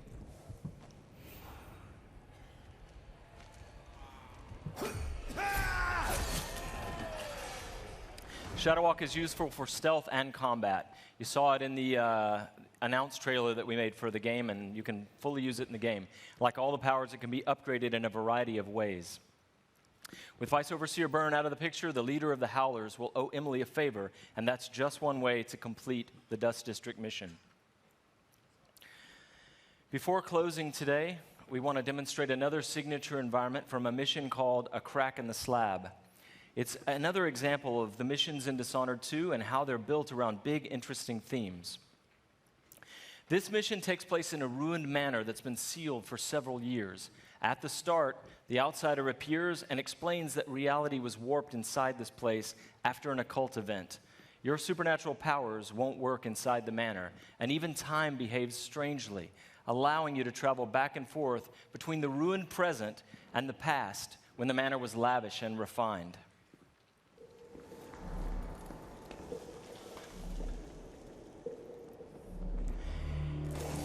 Here we're in the present when the manor is in ruins.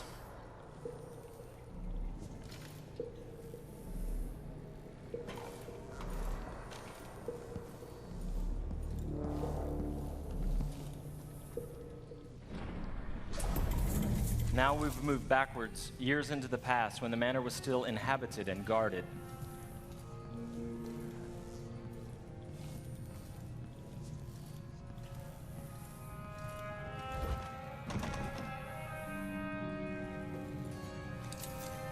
Looking through the lenses of the outsider's timepiece, you can see the alternate timeline. This is useful for solving puzzles, as you've seen, but it can also be used to avoid or take down enemies.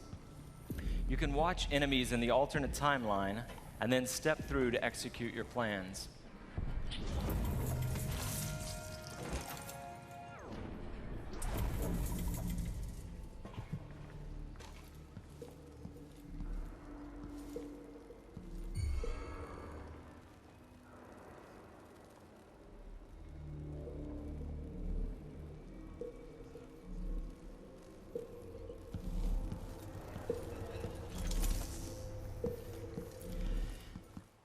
We hope you're going to love the game as much as we do. Thank you, thank you. I have to once again give a shout out to my team in France. They've worked so hard and they are so passionate about the game. And the first game, they're really ready for you to get you guys to get your hands on it. And you don't have to wait long. All of you can leave your mark on the Empire of the Isles because Dishonored 2 will release on PlayStation 4, the Xbox One, and PC November 11th, 2016. But before I go, I've got one more thing for you. This is the worldwide launch of the Dishonored 2 gameplay trailer. You're seeing it here first. Good night.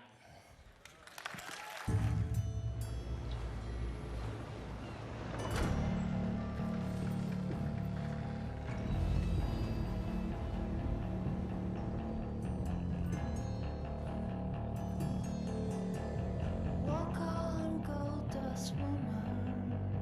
Take your silver spoon and dig your grave.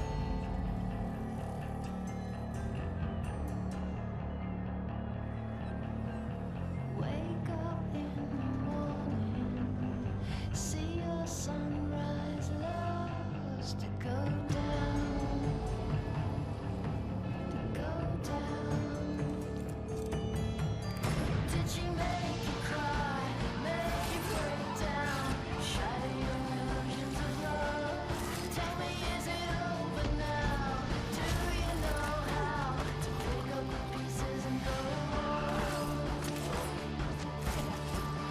Walk on, ancient queen, follow those who pale in your shadow.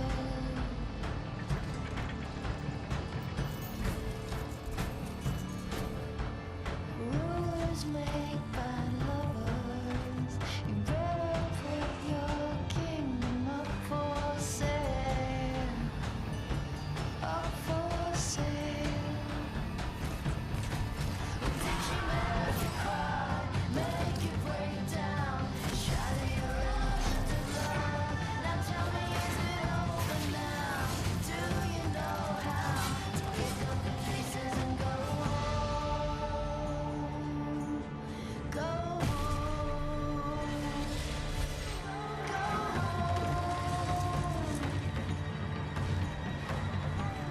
Pale shadow.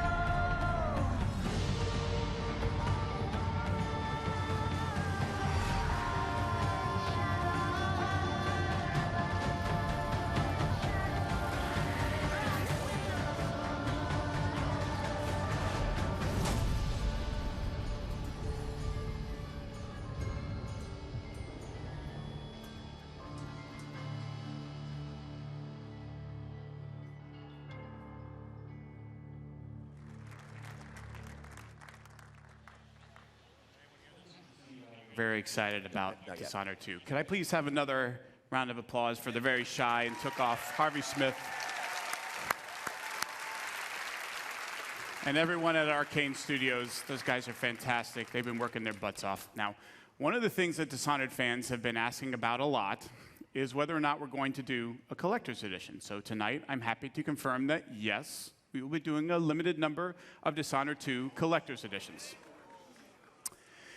The collector's edition comes with a very cool replica of Corvo's mask as well as Emily's ring, and it'll be available through retailers around the globe, but supplies are limited, and as we saw with Fallout 4 last year, and you know who you are, they go out quickly. So if you want one, I suggest that you pre-order one before they all go away.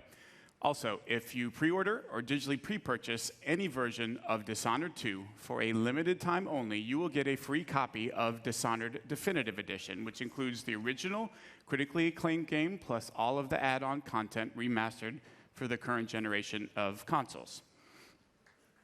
Cool. Now, games like Dishonored 2 and all of the games that we've shown here tonight don't happen by accident. There are wonderfully talented, dedicated people working hard every day to build games that thrill and inspire all of us. And I want to take a moment to recognize and thank the entire Bethesda team and all of our studios. So if you take a look, you'll see teams from all over the world who are joining us now. Would you please welcome me, would you please join me in thanking them all for their incredible and dedicated work.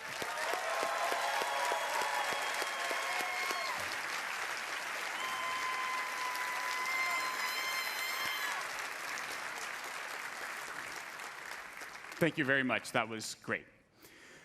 So, from Quake Champions to Dishonored 2, from The Elder Scrolls Legends to Prey, plus all of the new content for Doom, The Elder Scrolls Online, Fallout 4, and Fallout Shelter, and the latest in virtual reality gaming, it should be another big year for Bethesda.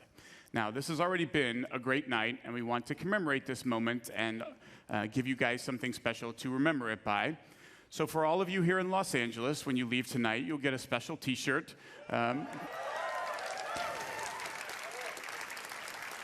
commemorating this event and all of the games that we've shown. And for those of you watching the stream at home, Adam and Morgan have T-shirts to give away, so keep watching for a chance to get yours.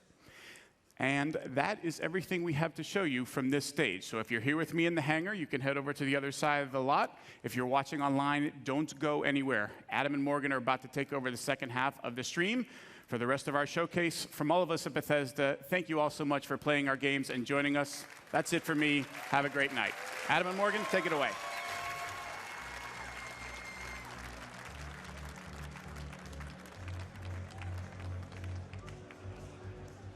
All right, thank you so much, Pete. And hello, everyone. I am Adam Sussler, and along with Morgan Webb, I'll be here at BE3 for about the next hour, interviewing the developers behind the games you just saw. That's Prey, Dishonored 2, Quake Champions to Doom, Fallout, and so much more. We're going to be bringing you exclusive info straight from the source. But do not forget to follow us on Twitter. That's @Bethesda, and using the hashtag BE3. We even have a very cool T-shirt for anyone whose question we ask on the air. But right now, we are here at the Elder Scrolls pub, where there's beer and massive turkey legs, because that's what everyone ate in medieval fantasy times. Anyway, I am here with the Elder Scrolls Online's creative director, Matt Firer. So good to see you. Good to see you. And congratulations. Thank you. So Elder Scrolls Online has had a very big year last year in 2015. I know you're making sure it's going to have just as big a year in 2016, but you really did listen to the community and make a lot of changes to the game. What inspired you to do that, and how did you prioritize what you wanted to do with the game? Yeah, so after PC launch, we looked at the feedback and we knew we had some work to do. So we actually sat down and thought about, what is the common theme in the feedback? What is it that players are looking for? And we kind of came up with a list of things that basically make the game wider, give more freedom to the player to do things. So you saw things like the justice system, where you could be a criminal if you wanted. Things like the champion system, where you could actually make your character more powerful at endgame. Just more options for the player. So if we just announced one Tamriel, which is kind of the last of those big features that we were going to do. But basically, the common feature was make it more like an Elder Scrolls game. Make it more like the player can do what they want to do. Now, Dark Brotherhood is coming to consoles this week. For those that are getting ready to play it, what can they expect in this expansion? Yeah, the Dark Brotherhood, is one of my favorite organizations in any Elder Scrolls game. So, it's a piece of Elder Scrolls lore that we really wanted to dip into, and that's kind of what we do in Elder Scrolls Online. Is we pick, hallmark things like the Thieves Guild and the Dark Brotherhood and Orsinium, which players hadn't seen in forever.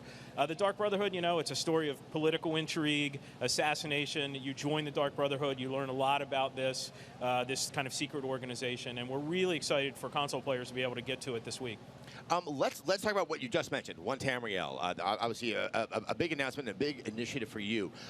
Let's get into greater detail about what that means in playing Elder Scrolls Online. Yeah, so what it really means is it makes the game much more social, because players are divided right now in the game by level, by alliance, and you know, in the Elder Scrolls kind of way of playing an Elder Scrolls game is it's freedom. And so we really want to give players the freedom to kind of experience the alliance that they wanted, to group with whoever they wanted, and to really just walk across the world in the way that they want to go. And One Tamriel achieves that. It'll be much easier to find a group because anyone can group together. If you're an experienced player and you want to get help a less experienced player, you can do it because you can group together. And it's a very social way to play the game. The part that just kind of fascinates me about it is that's a very dramatic change to the game. You had these structures, you had kind of players kind of in certain areas for certain levels that they're playing the game, and then it would open up others. What does that mean from a design standpoint to suddenly take that all away? I mean, that sounds like a lot of work and consideration. Yeah, it's a big change, but the savvy players will know we've been doing this for a while now in our DLC, and we've been kind of implementing the system and kind of honing the fine edges in Orsinium and Dark Brotherhood and Thieves Guild. So basically what it does is it levels the player to the content and then allows them to group together. So we've really been working on this for a while, and now we're spreading it to the whole game instead of just in the DLC. Well, my final question, I don't even know if it is a question, but community obviously means a lot. You know, you've gamed 7 million players, you're making them happier, you're listening to them. They're out there right now. Is there anything you would like to say to the Elder Scrolls Online community to get them all the more amped up? Absolutely. You know, the Elder Scrolls Online community is amazing, and it's very large, and I was very happy to be able to give the number of that community, which is 7 million. So, you know, a lot of people, and they're very passionate, and we work hard every day to make the Elder Scrolls Online better. And I just want to say one thing, we're working on a lot more things than we talked about tonight. So stay tuned to E3 coverage, and we'll be talking about a lot of other things that you may be interested in besides what we talked about tonight. But seriously, I thank the community. You guys are great. You're why we do what we do. Matt? You're always a good guy. Absolute pleasure to talk to you, and congratulations again on all the announcements. Now, for all of you out there, I'm excited about Dark Brotherhood, so let's take another look at the Dark Brotherhood trailer and stick around. Afterwards, Morgan Webb is going to be talking with ID's Tim Willits about more on Quake Champions in a moment.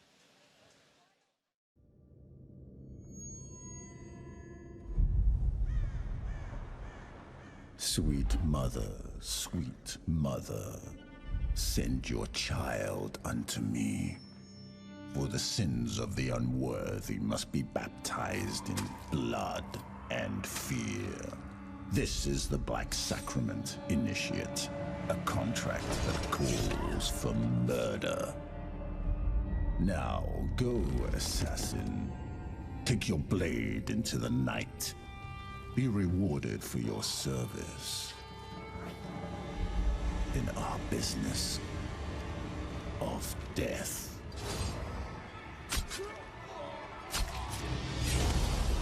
Welcome, Initiate, to the Dark Brotherhood. And know this, in Tamriel, no one is safe.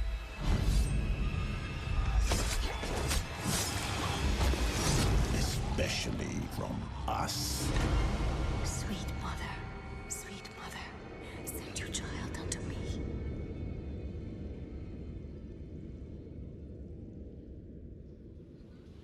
Hello, I'm Morgan Webb, and this is the Bethesda E3 Showcase, #BE3. I am here with id Software Studio Director Tim Willits. Tim, you kicked off the showcase this year by announcing your new game, Quake Champions. People saw the queue, and they got really, really excited. How did that feel?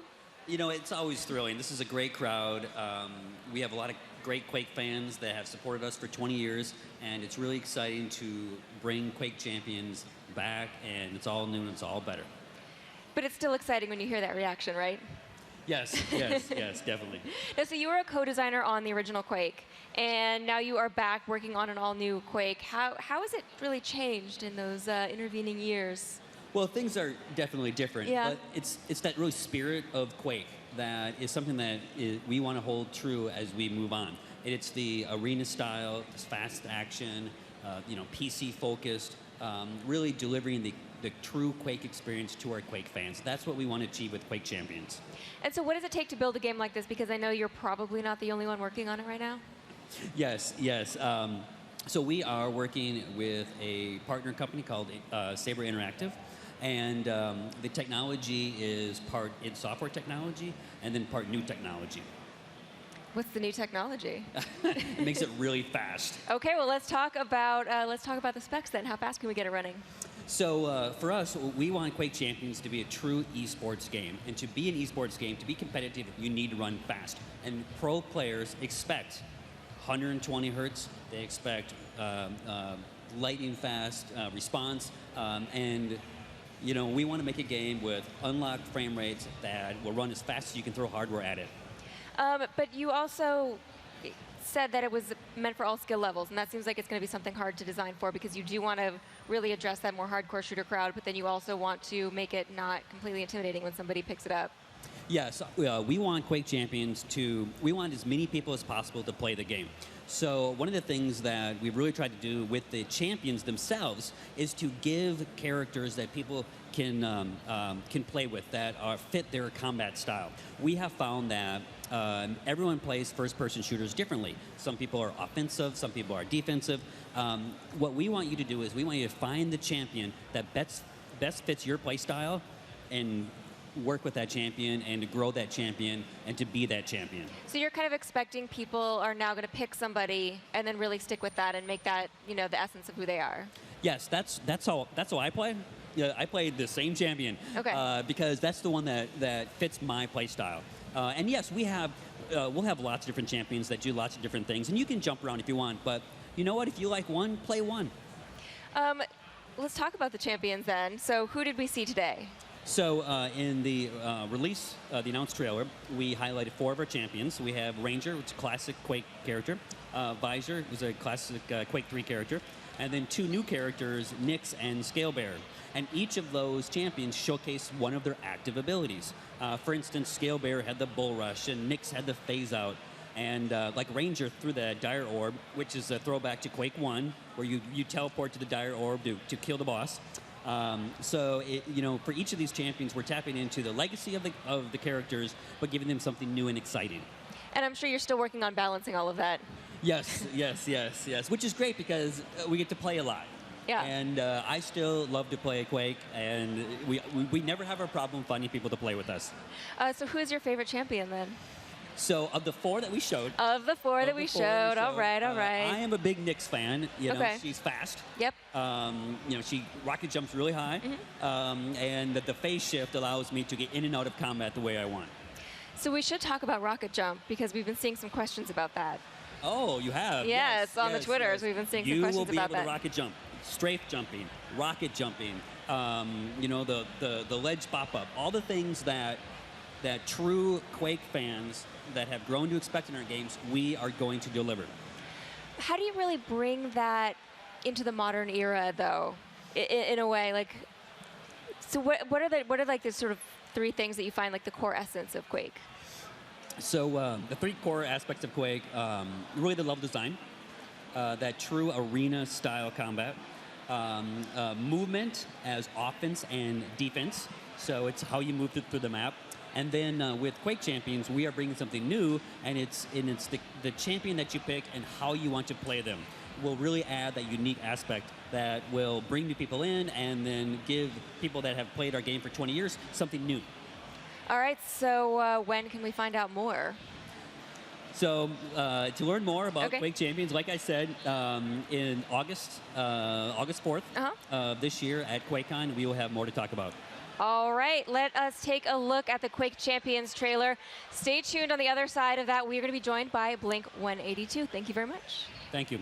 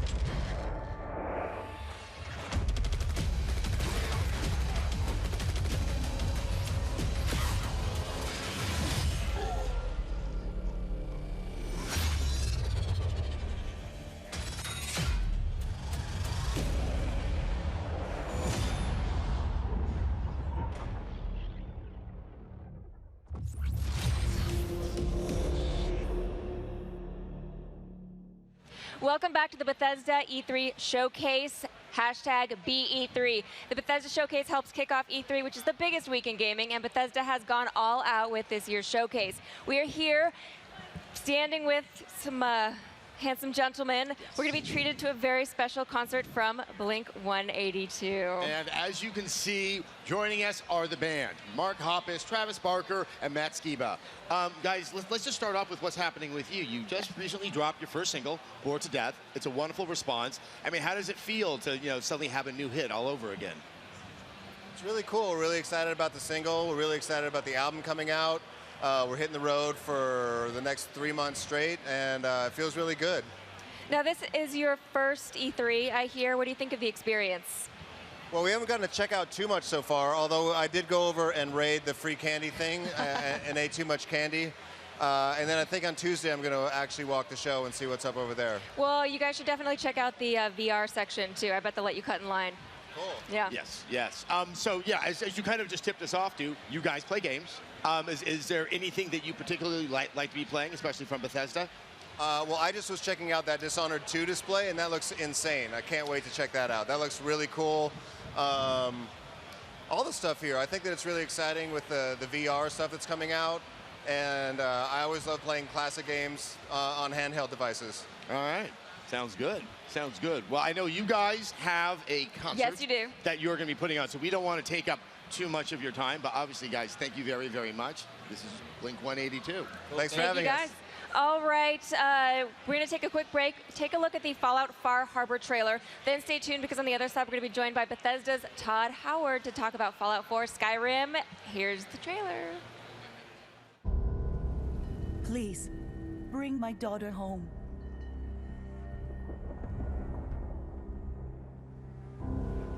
We've paid our dues in blood and bullets.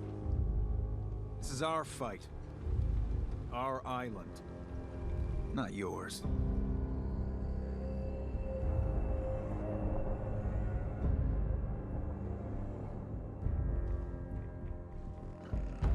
The fog can do a number on you.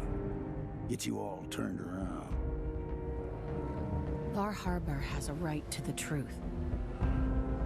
The people of Far Harbor need only peer out their windows to look upon the face of Atom himself, given form in holy fog.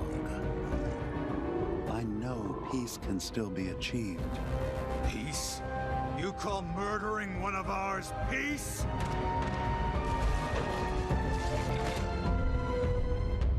Careful. This could get out of hand real fast.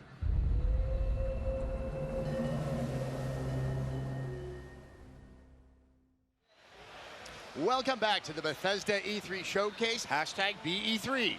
Morgan and I are always, but especially this time, very, very excited that Todd Howard, game director of Bethesda Game Studios, has joined us on stage. Todd, you've had one of those busy years since we saw you last year, and you talked about that Fallout 4 Fallout Shelter game. Yeah, we've been very, very busy supporting the game. Our fans are amazing, and you saw some of that tonight, but we have so much stuff coming out because we love the games. We want to make them better for everybody. Yes, you have been working on 3 add-ons, and you just announced 3 more add-ons. They Contraptions Workshop, Vault Tech Workshop, and of course, Nuka World. So, what exactly is Nuka World? Nuka World is actually going to be our last DLC for fall. We want to go out with a big one. So it is a big story-based DLC, new world area of the map to go to, and it's a big amusement park that's been taken over by raiders. We're going to have a lot more info as it gets closer to release in August. So it's just to clarify, it's an amusement park that existed before the apocalypse. It's a pre-war amusement park. Got it. Because it doesn't look kinda that like, amusing the right Disney now. World Hershey Park of Nuka-Cola, so it has all these areas. I don't want to spoil it yet. No, I understand. It's exciting, it's big, we think our fans are really going to love it.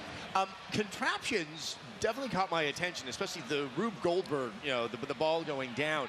How dynamic, how extensive can you play around with that? I mean, I assume you guys have been practicing that, and playing around with it back actually, at the it's studio. we like to build toys for people to play with. You think of Mousetrap or Rube Goldberg machines. And so Contraptions lets us add a lot of switches, conveyor belts, elevators, and I think what our fans and the people who really like Workshop, what they're going to do with that is going to be pretty incredible. The one thought I had is, when you look at all that metal, and I just know all the aluminum, and I'm like, oh, I got to go out and look for some aluminum. How much resources is it going to require the player to gather to be able to make some of the more elaborate stuff? Obviously, there's some, but we don't want that to be, a barrier to creating this thing you have in your head. So I'm actually excited to make my own vault from the building standpoint, also because I really like experimenting on my vault dwellers. Yeah. Morgan's just a sweetheart, as we all know. Can I just point that out? They work for me. But what does this actually add to the game? So actually, with the Vault Tech one, it's not just being able to build the vault, but there's actually it's a workshop pack that actually has a quest to it and what it means to run the vault. There's a little bit of story there, and so you can have some fun with the dwellers. And I will. I definitely want to touch on mods, because we're about to have the experience of console players able to experience mods. Obviously, the mods are built on PC. Can you've been dealing with the mod community for quite some time with your games. Can you explain to them exactly why this is such a big deal?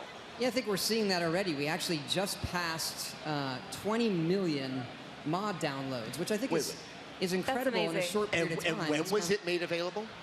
That's all in from the original PC launch, but most of that has been Xbox One in the last, maybe it's 2 weeks. I might have it slightly wrong. But so people obviously have an interest in this kind of content and yeah, a I mean, hunger they're for like, starving for that kind of experience. And we've worked really hard and long on getting that on console. We're doing the PS4 work now. There's, some complication there in every system to get it working. And so we think that modding, it's been great with PC gaming, but it's a great thing about our games, where people can make it their own, where it's not just what we shipped, and they have this whole library and all of these things they could do with the game that instantly come up. So it makes the game live a very long life, and you see that with Skyrim, for example, on the PC, 5 years later. Yes, we should talk about Skyrim. You showed Definitive Edition on the stage. Why are you revisiting this now?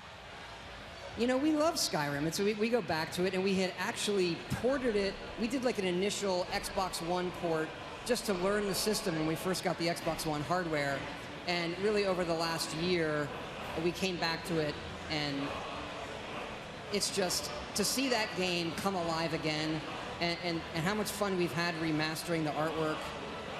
It really is a special game. It's like we're fans of it as well. We make the games for ourselves, so it scratches a very unique itch when you play it. It's hard to put down.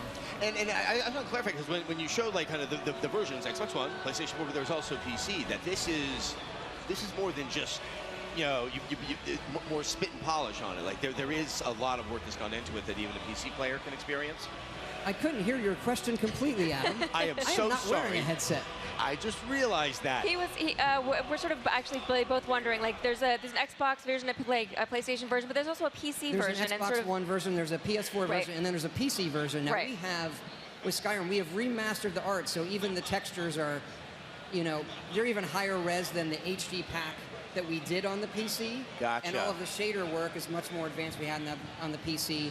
But regardless, we feel that the PC players had a similar experience for a while if they get some really high-end mods. And because of that, if somebody owns all of the Skyrim stuff already on PC, we are going to entitle them a free copy of Special Edition on the PC. Nice. Our PC audience has been with us for a really long time. They also make the mods, so we felt it was the right thing to do. I can feel a few subreddits just lighting up in great happiness as you speak. When is Definitive Edition coming out? 28th, October 28th. Cool. I think we also have a question. Yes, we do. Yes, you want to read it? I will read it to him because I'm closer. Dan2000 from Twitter wants to know, where do you get your inspiration and ideas for the amazing Fallout DLCs? We actually do a thing at the end of each project called a game jam. Let everyone on the team do whatever they want, and they have to add it into the game. And a lot of the folks in the team, they're very, very creative. They come up with great ideas. And it's really something we look at it together and we say, okay, what are the best ideas in this game jam that we want to put into DLC or put into updates? Survival mode, which has been really popular, was a game jam idea that a few of the guys did, and that's really where the ideas come across. The whole team. Great group. Amazing group. All right, let's talk a little bit about Fallout Shelter. Now, you announced it and released it at last year's showcase. How has it been doing for you guys? Amazing experience. We were, last year, we've been busy this year. Last year was crazy leading up to this event where we're announcing and releasing a mobile game on top of Fallout 4, and it's a little weird. We say like 50 million people have played it. That's more people than every other Fallout game combined.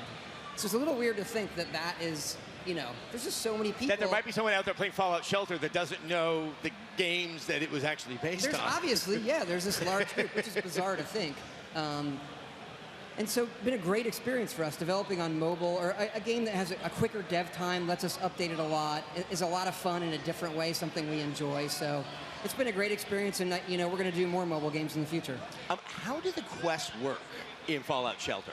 The quests, so what you do is you build an overseer's room, and from the overseer's room, there's a whole list of quests. They're like daily quests and quest lines, and then you form a party of 3 dwellers and you send them out. And you saw that in some of the footage where they will find buildings, be able to go into them, they'll meet new characters. So it's a really nice addition to the game and something that we've wanted, we think our players have wanted as well. Now, you have a Fallout 4 VR demo right here. Yeah. What will people experience when they go check that out? Well, for this, we've set people up near the Red Rocket with dog meat. And that really is, we had looked at it for a while. Should we do it, or what should we do with VR? And we had felt, as we were finishing up Fallout 4, it is the perfect game for us to do. Well, we made it, but you know, it's the perfect game for VR, because I think when people think about VR, they want to be in a world. They want to walk around. They want to go anywhere. And so we have a demo here, but it's actually the whole game. If we don't kick someone off it, they can go down to Diamond City. Like, our view is, let's not make like a short version of Fallout 4. The promise is the whole game. And that's what we're going to be doing. It's just, you know, the interface is already on your wrist. You can just pull it up and switch around, playing with the weapons. And it's exciting for us where, even though we've lived in the game, to step it into in VR, it becomes real on another level. And it's one of those things that I hate kind of describing. Oh, no, I mean, it's really, really hard to do. I think that's true. It's really true for a lot of VR stuff. Yeah. But this one is really clicked even more than we thought it would. We're really excited about it. From the moment that VR looked like it was going to happen, you know, with Oculus, with Vive and everything like that, the first game that I saw people talking about that they wanted to experience in that was Fallout, and you have delivered it way earlier than I ever thought it was going to happen. So, I mean, I'm incredibly excited. Todd, thank you so Thank you. much As always, for it's stopping great to by. see you Yes, both. always good to see you. Yeah, we have a lot more Fallout to play, both Fallout 4 and Fallout Shelter. Yes, we've got a lot more showcase for you as well. Remember to follow along on Twitter at Bethesda. Use the hashtag BE3. While we take a very quick break, take another look at the Dishonored 2 trailer, and when we get back, we'll talk with Harvey Smith.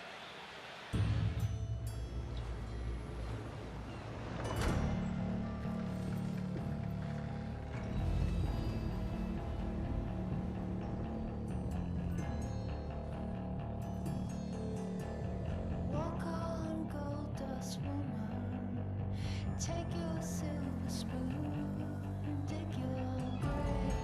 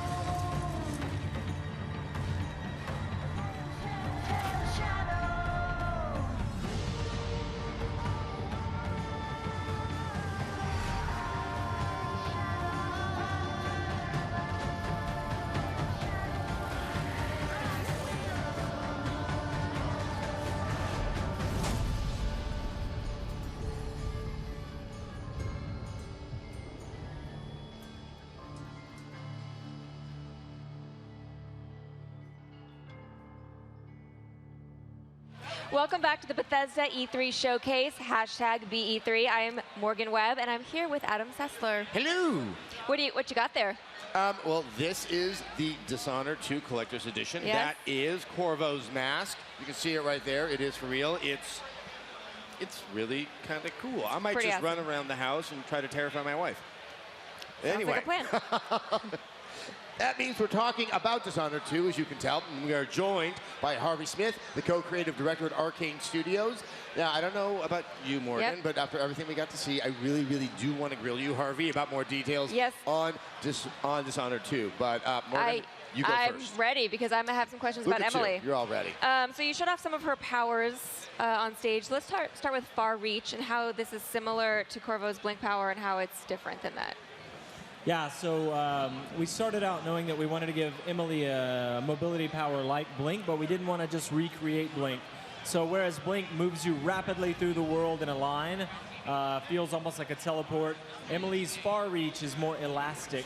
You feel like a whiplash as it pulls you through the world, and it can be upgraded in different ways, pulling objects toward you as you saw in the trailer, and even snatching a person through the air and killing them when they arrive, or choking them out, because we've added a lot of non-lethal options this time as well, something fans asked for. So let's talk a little bit about how Domino works. Yeah, Domino is another power that's really creative. You start out being able to link 2 people, then you can link 3 or 4, depending on how you upgrade it. And players are already figuring out clever things to do. We have a scene where the Overseers have a firing squad. They're executing some heretics.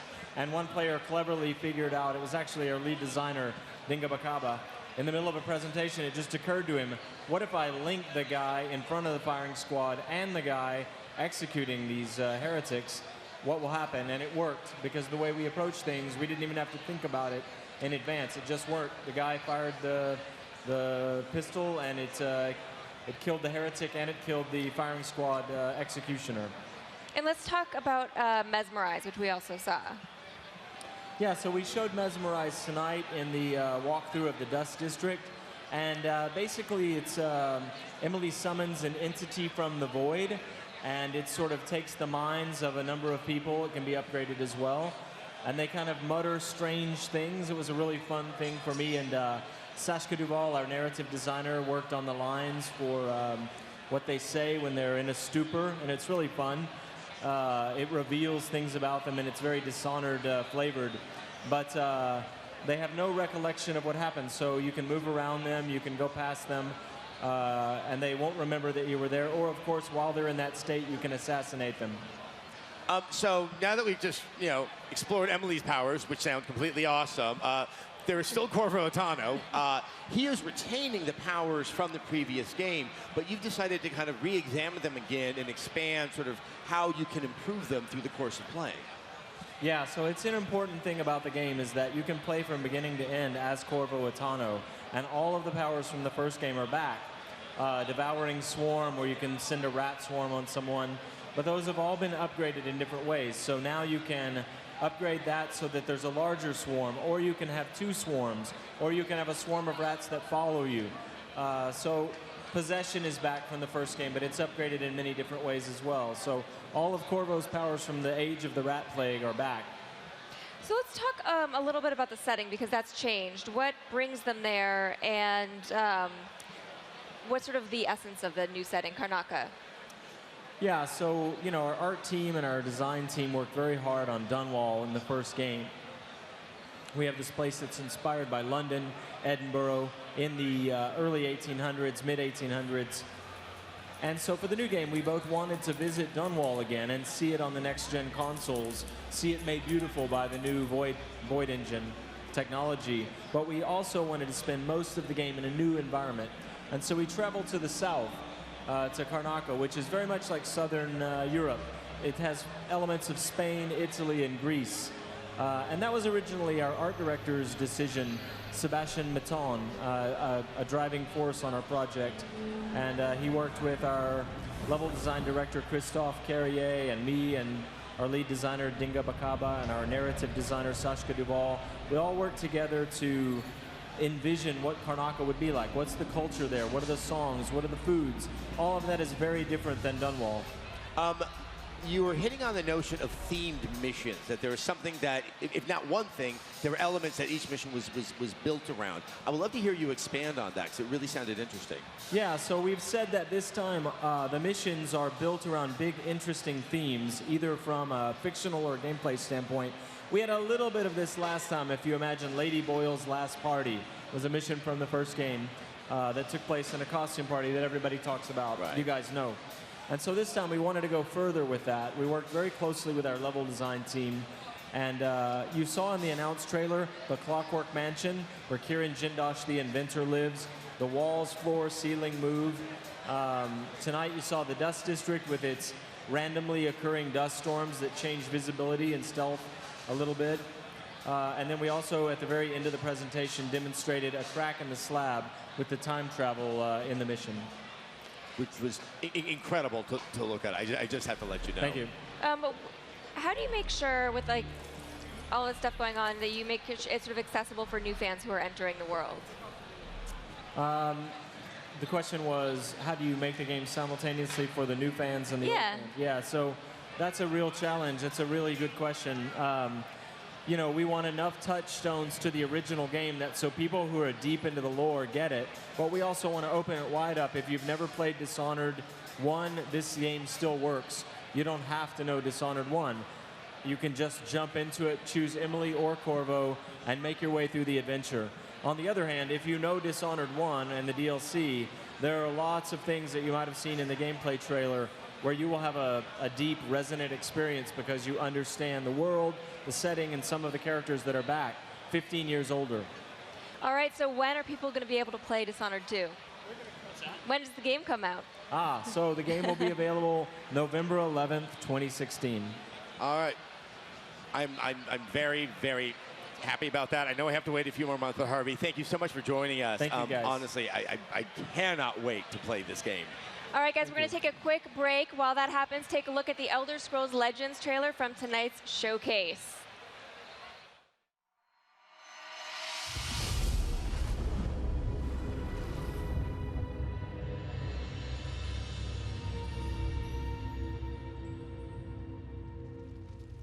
The Elder Scrolls show us what was, and what yet will be. And they have revealed much to me. Spare us your stories, old man, unless they can sharpen spears. Our war chief is dying. Our enemies are massing for another attack. We must prepare for battle. We should go, Kellen. We have the scroll we came for. And this one smells blood in the wind. Patience, Nog. I have words yet to speak here. Stories can do surprising things, Spear Maiden, whether they are true or not. And this is one you should hear. It comes from the Great War that nearly ended the Empire. It began when the High Elves slaughtered every Imperial blade, calling themselves the New Aldmeri Dominion. They and their allies swept through the land, even capturing the Imperial city itself.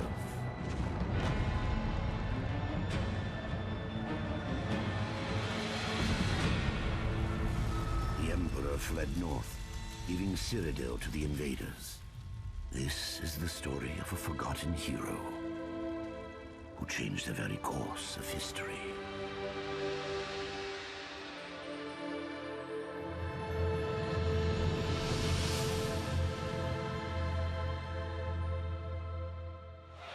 Welcome back to Bethesda's E3 Showcase, #BE3. I am Morgan Webb, and with me is Adam Sessler. Hello. It was just a year ago that id Software publicly showed Doom gameplay to the world for the first time.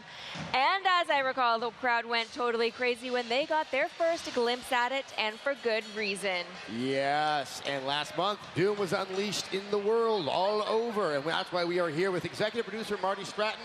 Marty, this game was a long time in the making. I mean, it finally came out last month. I mean, what was that feeling to finally just have it out there?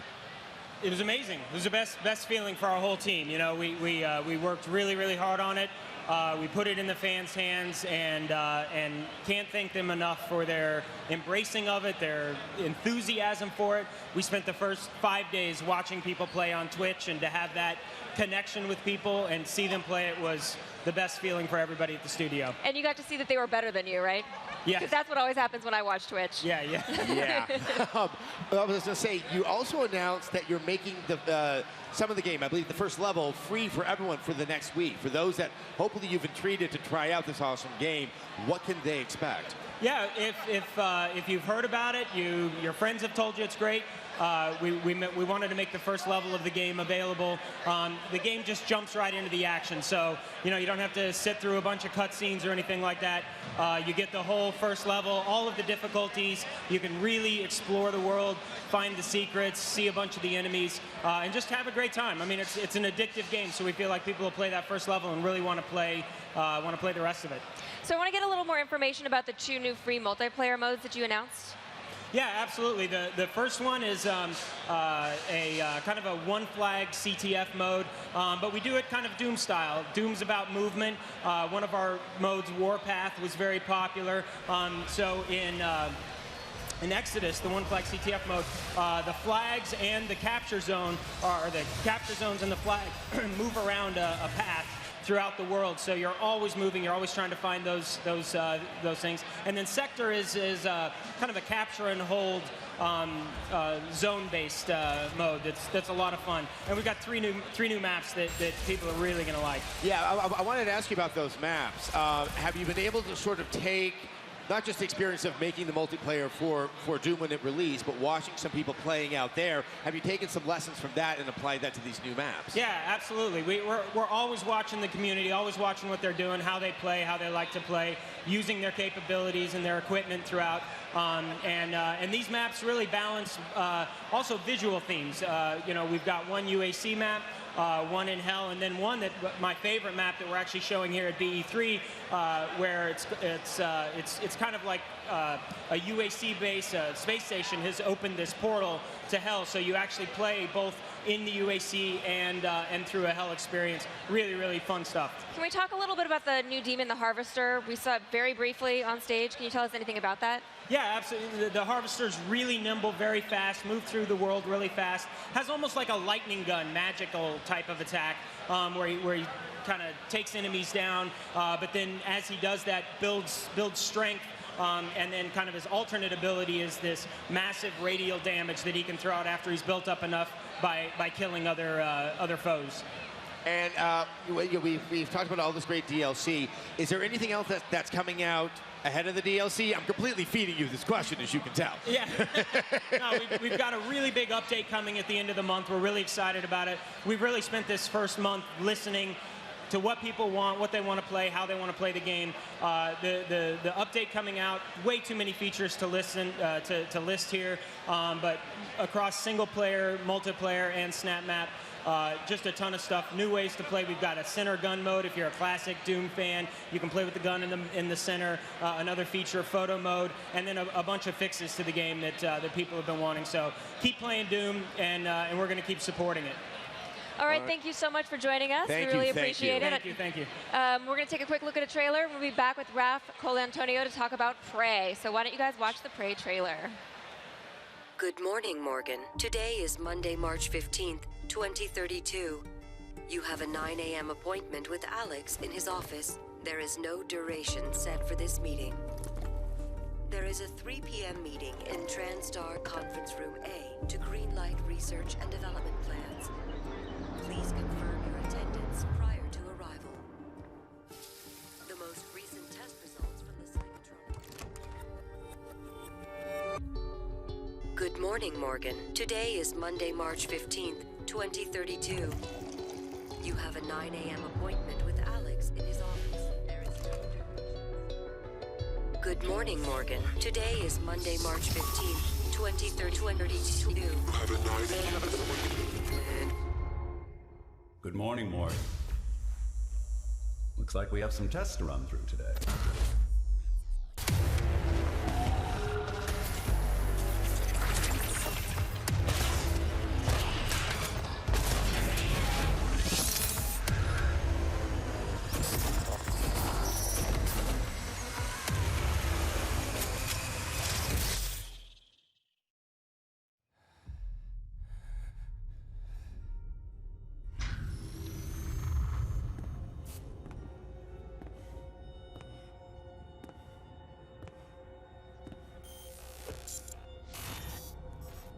Good morning, Morgan. You're not going to like what I have to say next.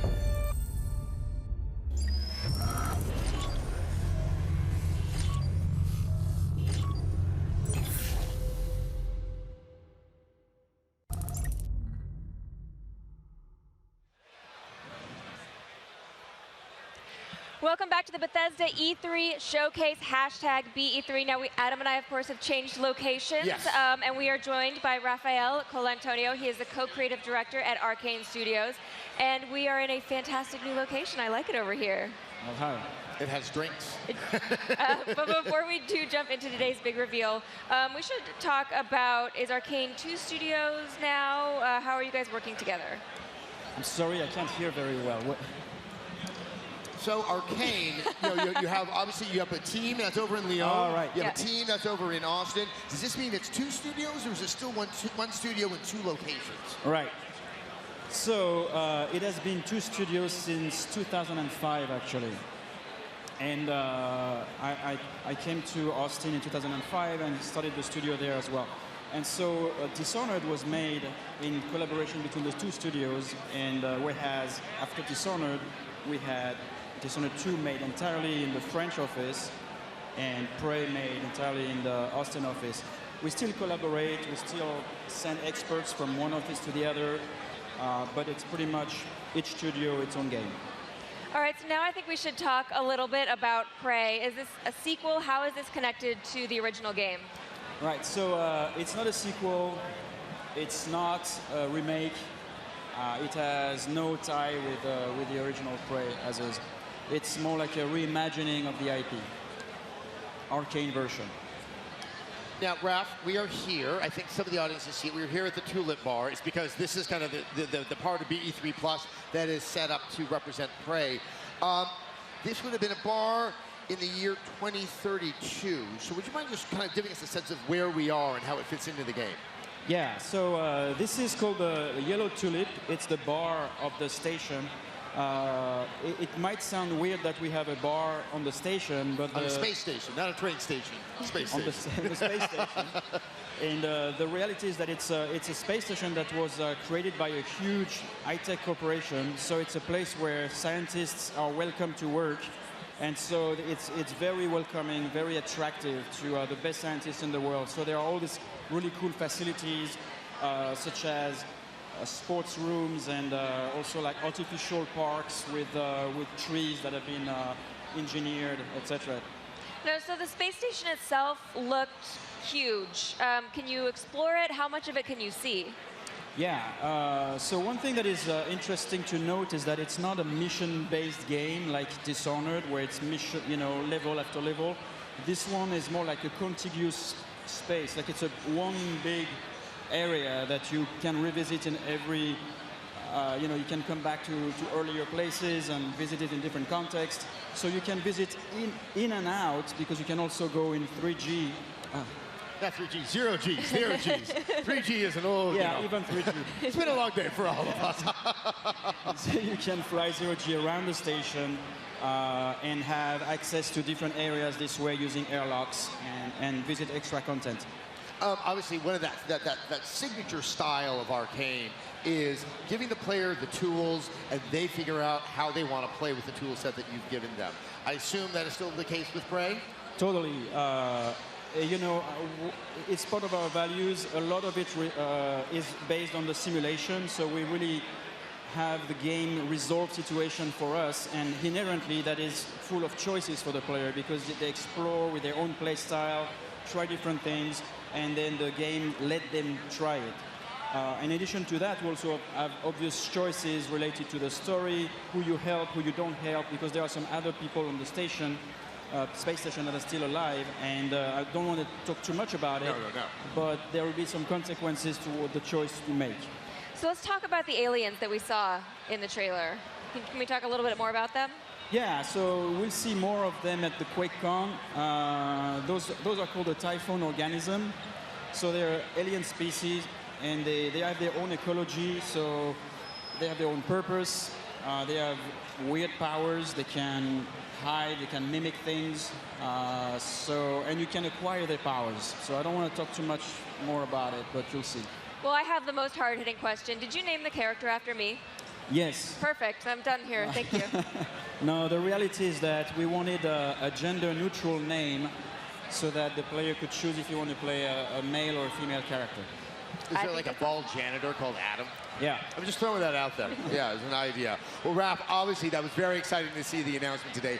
Thank you so much for joining us and explaining a little bit more about the trailer. I cannot wait for QuakeCon because you got me very, very excited. All right, guys, everybody at home, thank you so much for joining us. If you want to know all the news as it happens, all you got to do is follow @Bethesda, or you can always go to Bethesda.net to get more info on everything you saw here tonight. Now it is time for Blink 182 to Yes, take I just the want to stage. say a big thank you to Bethesda, a huge thank you to Morgan Webb for putting up with me for like the past 3 hours on camera. It's always good to do this with you. Raph, thank you guys as well. Yes, Blink 182 is about to play, and we're about to go listen. Thank you all.